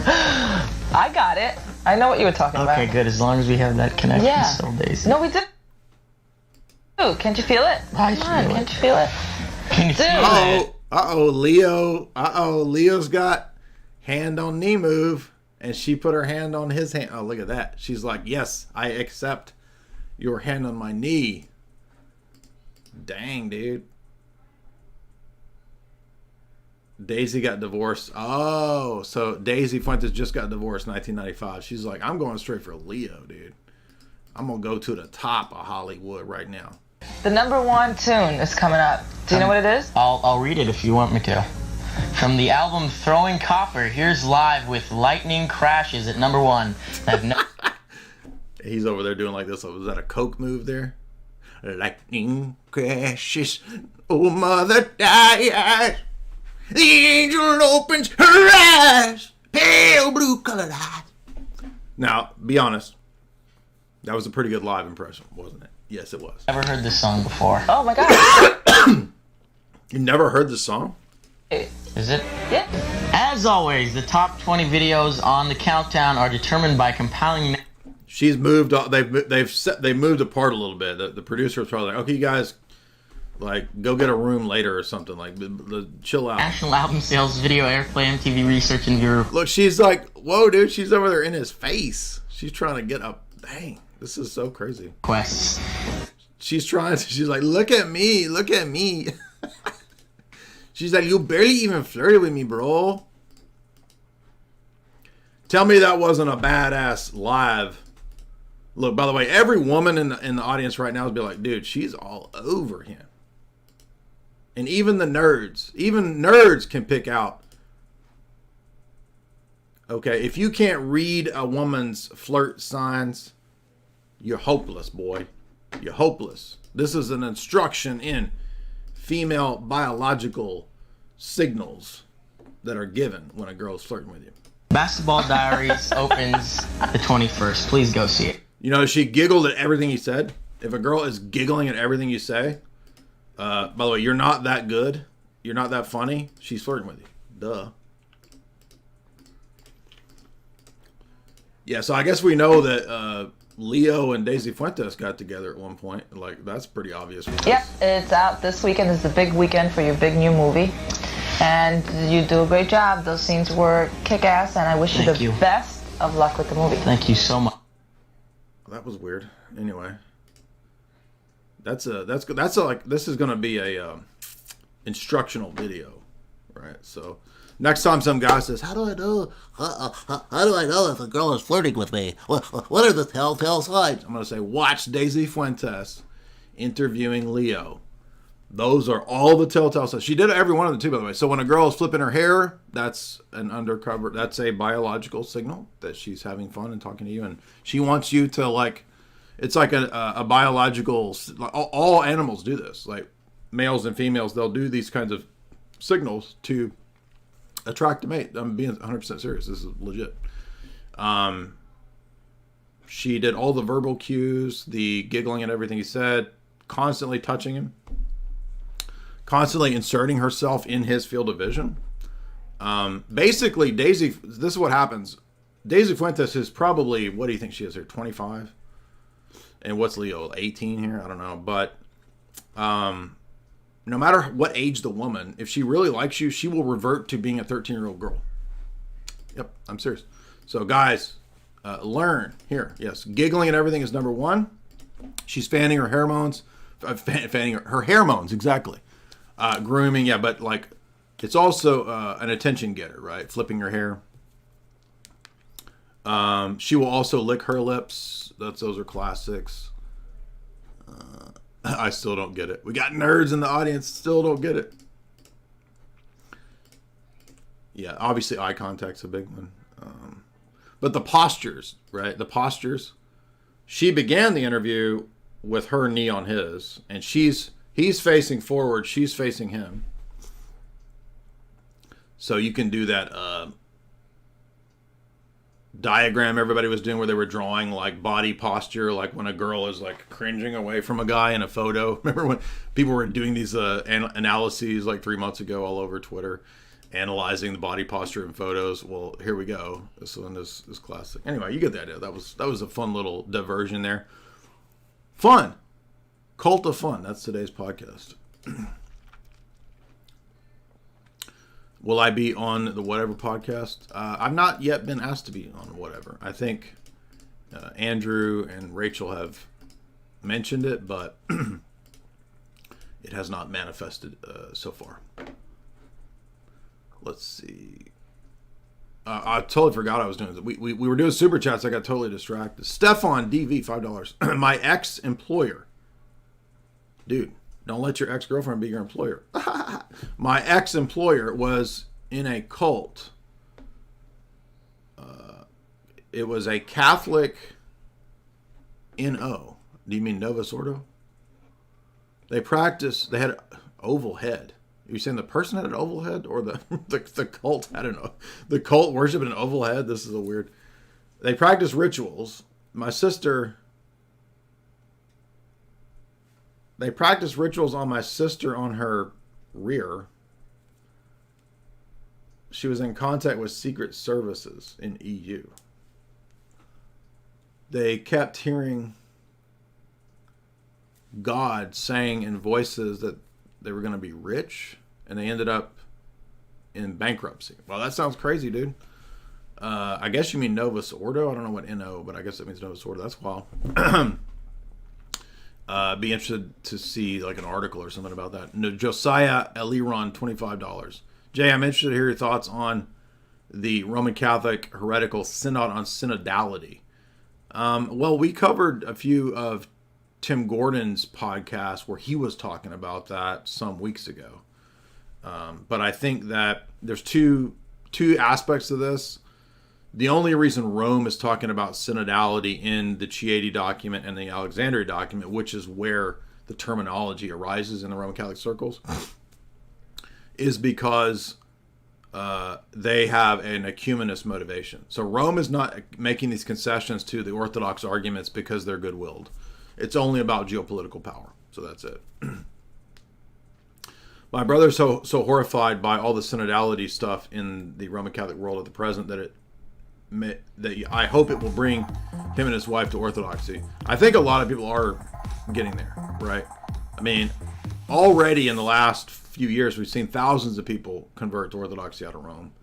And I think every day now, Francis is just, I mean, he's on a roll. It's a hit every day, right? Francis got #1 hits every day. And I think that is getting a lot of people over the whole, I mean, in my mind, it's like, if you're still a holdout, I don't know what else to say. Like, there's what else? I mean, Francis is going to be like eating infants on, the Vatican roof. Is that? I mean, there's nothing that will convince some of these people. Archangel Michael, $5.49. Is James Lindsay finally lost it? I haven't kept up with the drama because I asked James Lindsay on 2 different occasions if he wanted to do either a debate or a religious discussion. And on both occasions, he said he wasn't interested. We had dinner with him maybe a month ago at Courtney's event. We had a great conversation. We had a lot of fun. He's a really nice guy in person, so I don't have any personal critiques or criticisms. He's very cool. He will talk to you like, all night long. He's not like a dick or anything. But people are mad because he's saying that Theosophists are using the St. Michael prayer, and I think that that's true, right? So, and then that made a lot of Catholics mad because Trump is citing the St. Michael prayer. But look, I don't know. I mean, maybe Trump's interested in Catholicism because remember, Trump put up an image of Virgin of Guadalupe a month ago, and everybody was talking about that, right? I think it was on the Trump Twitter, excuse me, Trump Instagram or something. I don't know where it was, but excuse me. I have no idea if Trump is interested in traditional Catholicism. Trump may be wanting to get the attention of Catholic voters and evangelical voters. So that may be an element of it. I doubt that Trump knows about theosophy. So I don't think Trump is interested in theosophy. I haven't kept up with Dr. Lindsay's post, so I don't know if he was saying Trump is getting into theosophy. I don't know. So it's probably intended to get the attention of various voting blocs, would be my guess.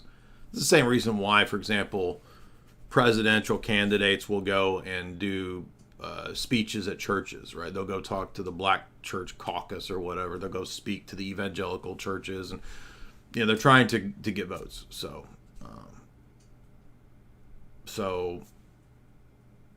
I don't know. Is James Lindsay going beyond that? I don't know. I haven't kept up with the drama. Stefan DV, $5.85. They often say Dr. Joe Dispenza, I don't know who that is a cultist. He talks about quantum fields, meditation, universal field theory. I say that the meditation and no Hindu stuff helped my school benefits. What do you think? It just depends on what we mean by meditation. Like, we are supposed to, for example, meditate on the scriptures.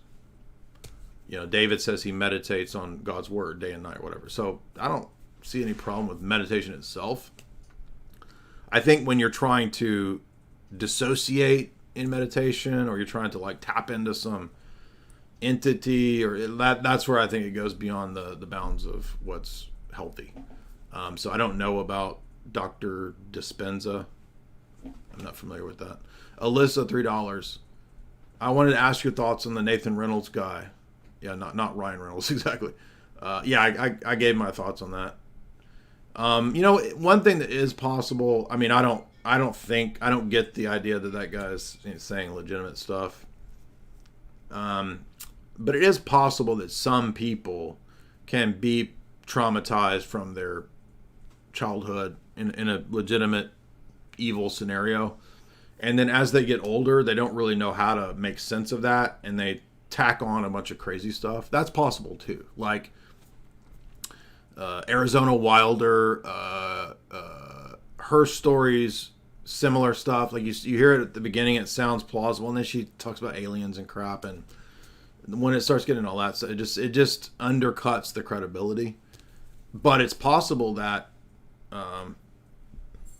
if you remember Johnny Gosh, no, not Johnny Gosh, Paul Bonacci said that he believed in the depositions. If you listen to the Bonacci depositions by the lawyers, which you can find those videos if you look really hard, he said something like he thinks that when he was being used and abused, that Aquino was involved, and that Aquino was intentionally deceiving the kids and the people with the alien craps. In other words, Aquino was intentionally throwing in the alien narrative so that if the network ever got busted and the kids talked about it, they would be discredited because they would talk about alien crap, and that Aquino intentionally put that in there. That seems plausible to me. Again, I don't know, and I don't know there's going to be any way to prove that unless something happens to prove that Aquino was doing that, but it doesn't seem far-fetched. In terms of psyops, it doesn't seem far-fetched. Obviously, I don't believe in aliens, but I'm saying wicked people inserting false narratives into these abuse scenarios to make the children seem like they're lying is very plausible. Steve, $100. Can you give some bullet points on why you chose Augustine as your patron saint and how your views on him changed when you became Orthodox? Yeah, so when I was Protestant, I was hardcore Calvinist. You know, Calvinists have a lot of appreciation and love for Augustine because they see him as the proto-Calvinist. So when I was in that realm, the more that I read Augustine, and with the assumption that he was a proto-Calvinist, the more I was struggling because he was a bishop. He believed in the episcopacy. He believed in relics. He believed in real presence. He believed in saints and all of these things that as a Calvinist I didn't believe in. He believed in the necessity of works, all these things that are really antithetical to the classical Reformation doctrines. So I just felt when I became Catholic in 2003, it was the most appropriate saint to choose. He had the most influence on me at that time. And at that time, I read when I was 21, 2, somewhere in there. I bought the Church Fathers set, and I just started plowing through Augustine's writings. So I read City of God, one winter break when I was at college. I read almost the entire thing during the winter break. I read the anti-Pelagian works. I read the anti-Donatist works. And then I read a lot of the other sermons and individual treatises. So I was very enmeshed in that world. And when I became Catholic, immediately, obviously, I got into Aquinas, and I was very interested in how, Aquinas was sort of the next Augustine for the Latin Church, right? The greatest church father in the West for the Roman Catholic mindset is obviously Augustine, and then the next in line is Aquinas. Obviously, Aquinas even towers over obviously Anselm. So that was a big part of my 20s. But when I started questioning Vatican II and all that, getting into Orthodoxy, there were significant critiques of the Augustinian presuppositions in the Orthodox world that it took me a long time to process and to admit. And I think that there's a tendency in a lot of these domains to exalt, especially in the Latin mindset, to exalt one person. If you think about it, that's kind of the papal mindset, right? Like, oh, we follow that guy. And it's the same with their attitude towards church fathers. It's like, I don't really care what the Cappadocians said because we have Augustine. Okay, but you understand that that's totally foreign to the idea of the Second Ecumenical Council choosing the Cappadocian Trinity and not the Augustinian Trinity. Now, if I remember, Augustine was he was going to go to that council, but he died before he could go there. So it could have turned out that Augustine, capitulated and accepted the Cappadocian model. And we may have never had all of these confusions that we have to this day. But anyway, so those are the basics for why I did that. But I also did a very long live stream some years back, which covers this in more detail. Particularly the Augustinian collapsing of nature into person, not just in the Godhead with his view of simplicity, but also collapsing nature into person in terms of human anthropology, which is where he gets his doctrine of all men being guilty in Adam. So I had to give up all that because it's not right. It's all wrong. It's not biblical. It's not patristic ultimately. And so IRA Marxist for many years. This isn't it. This one. St. Augustine, Calvin, Original Sin, Orthodox Theology. So I try in this talk to really cover everything. So this covers, how the Marian doctrines are an outworking of the Roman Catholic view of original sin and its anthropology, on and on. But thank you for that super chat. Appreciate that. Let's see, back to the super chats. Bobby C, $5. Jay said whatever podcast appearance, but he did not manifest it. Yes, I have not manifested it yet. Jay is exposed as a New Age goober. Exactly. Are you supposed to sit like this? I manifest. Manifest. There we go. I did it. Exposed. Marcado, $1. There's a video game YouTuber called Ant Venom. He tries to hide the fact that he unironically promoted Soylent. Show us all the re-upload video. Are you talking about that nasty ass fake food? Soylent? What's his name? Ant Venom. Ant Venom. Ant Venom Soylent.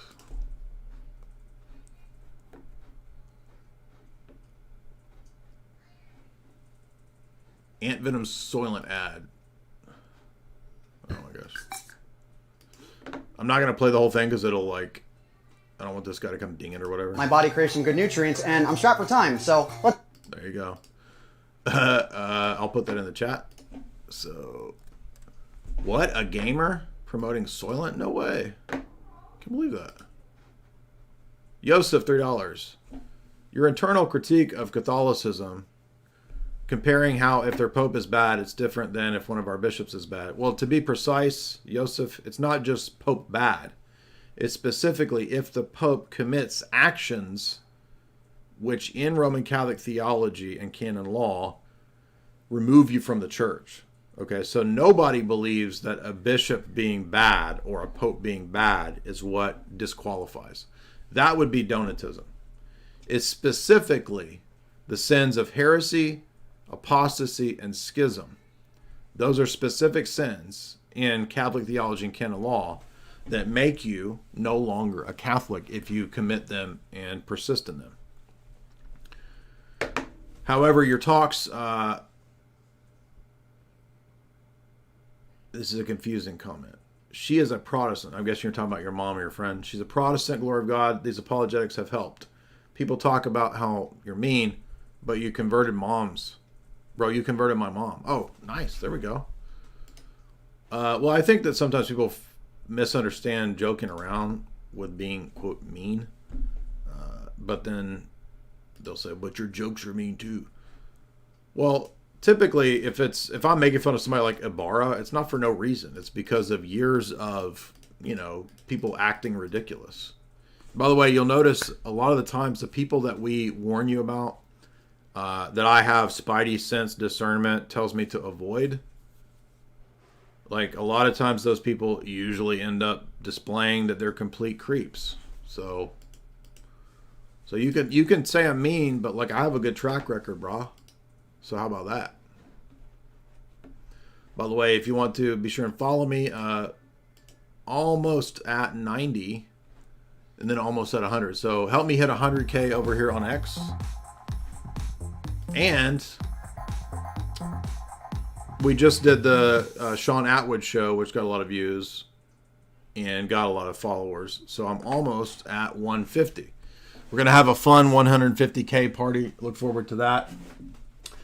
Next up, Tristan and I will be covering Animal Farm, because did you know there's a lot of crazy, deep, wild lore about this highly symbolic, famous book. We're going to be covering Animal Farm, me and Tristana on Wednesday. I think after that, I'm going to do this famous book, Conrad's Heart of Darkness. That'll be fun. Be sure and get your tickets to Bohemian Grove. Also,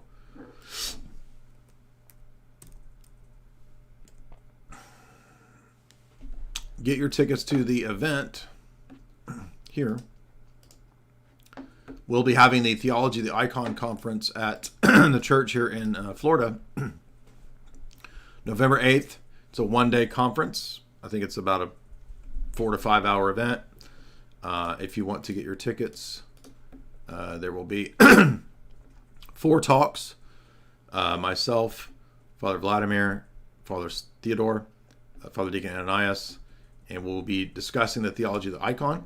It's going to be a lot of fun. You're going to be introduced to our clergy and to our church, and hopefully we can get some more more people coming over to our side of things.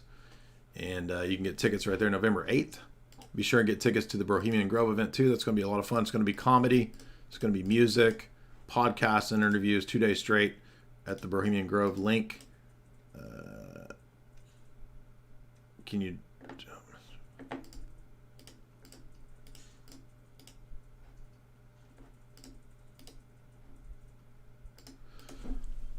no, I'm not going to drop a link for that person was calling out my wife, and so no, I'm not gonna promote somebody calling out my wife. So, Mr. Smith, Mr. Smirks, $5. Without giving financial advice, would you say 1,000K a month in BTC is a smart move? Well, I can't tell you what to do with your money. If I was able to only put aside 1,000K a month for Bitcoin, yeah. If that's all you could do. I mean, I'm more on the side of Maxi, like in the sense of like, you know, allocate whatever you can. I'm saying that to me. I'm not telling you what to do, but that's my view. By the way, if you want to support via Bitcoin, this is my wallet. You can support me right there. But yeah, keep in mind too, the more that there's sideways consolidation, the better the outbreak, right? The more intense the breakout will be, the longer the sideways consolidation is. So a lot of people get impatient. They're like, oh, we've been at 60, whatever, 60 to 65K for forever. Yeah, but the longer we consolidate, the more intense the breakout will be. So keep that in mind. So, guys, if you want to get signed copies of the books, you can head over to Jay's Analysis, and in the shop, you get signed copies there. jaysanalysis.com. Also, you can follow me over here on Rockfin. I did upload the full talk, and to be precise, people were saying, oh, you took that video down because you got owned. I did not get owned. The guy didn't make any good arguments. He made 2 basic mistakes. But I put this over here. By the way, it had nothing to do with him. There was a caller who kept saying things that you can't really talk about on YouTube. It wasn't the Oriental guy. It was another guy who kept mentioning stuff. And so that's why I took this down and put it over here. So it's there for members. And somebody complained and said, why are you making the debates for members? It's my content. I can make whatever I want for members. Nobody's forcing you to watch this content. And we put out like infinite amounts of free content. So stop whining.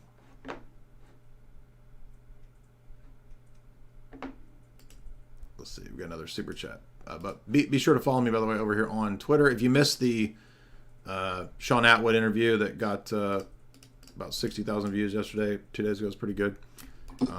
Check that out. We talked about Hollywood cults, Diddy again. Be sure and follow me on Rockfin if you're not a follower there, because Rockfin is a great free speech-based platform. It's also a great backup, right? Because anytime any of these others, you know, if we lose one of the platforms, you got to have these kind of backups. I have a much better relationship with Rockfin. They've been a great supporter for 4 years now, almost. I'm not anti-Rumble. It's just that we have a much better, closer relationship with Rumble. So we promote Rockfin, and you can follow me over there at J Dyer. It's also free too, by the way. So you can keep a... You don't have to get the paid one. You can get a free membership too and get access to a lot of content that's over there.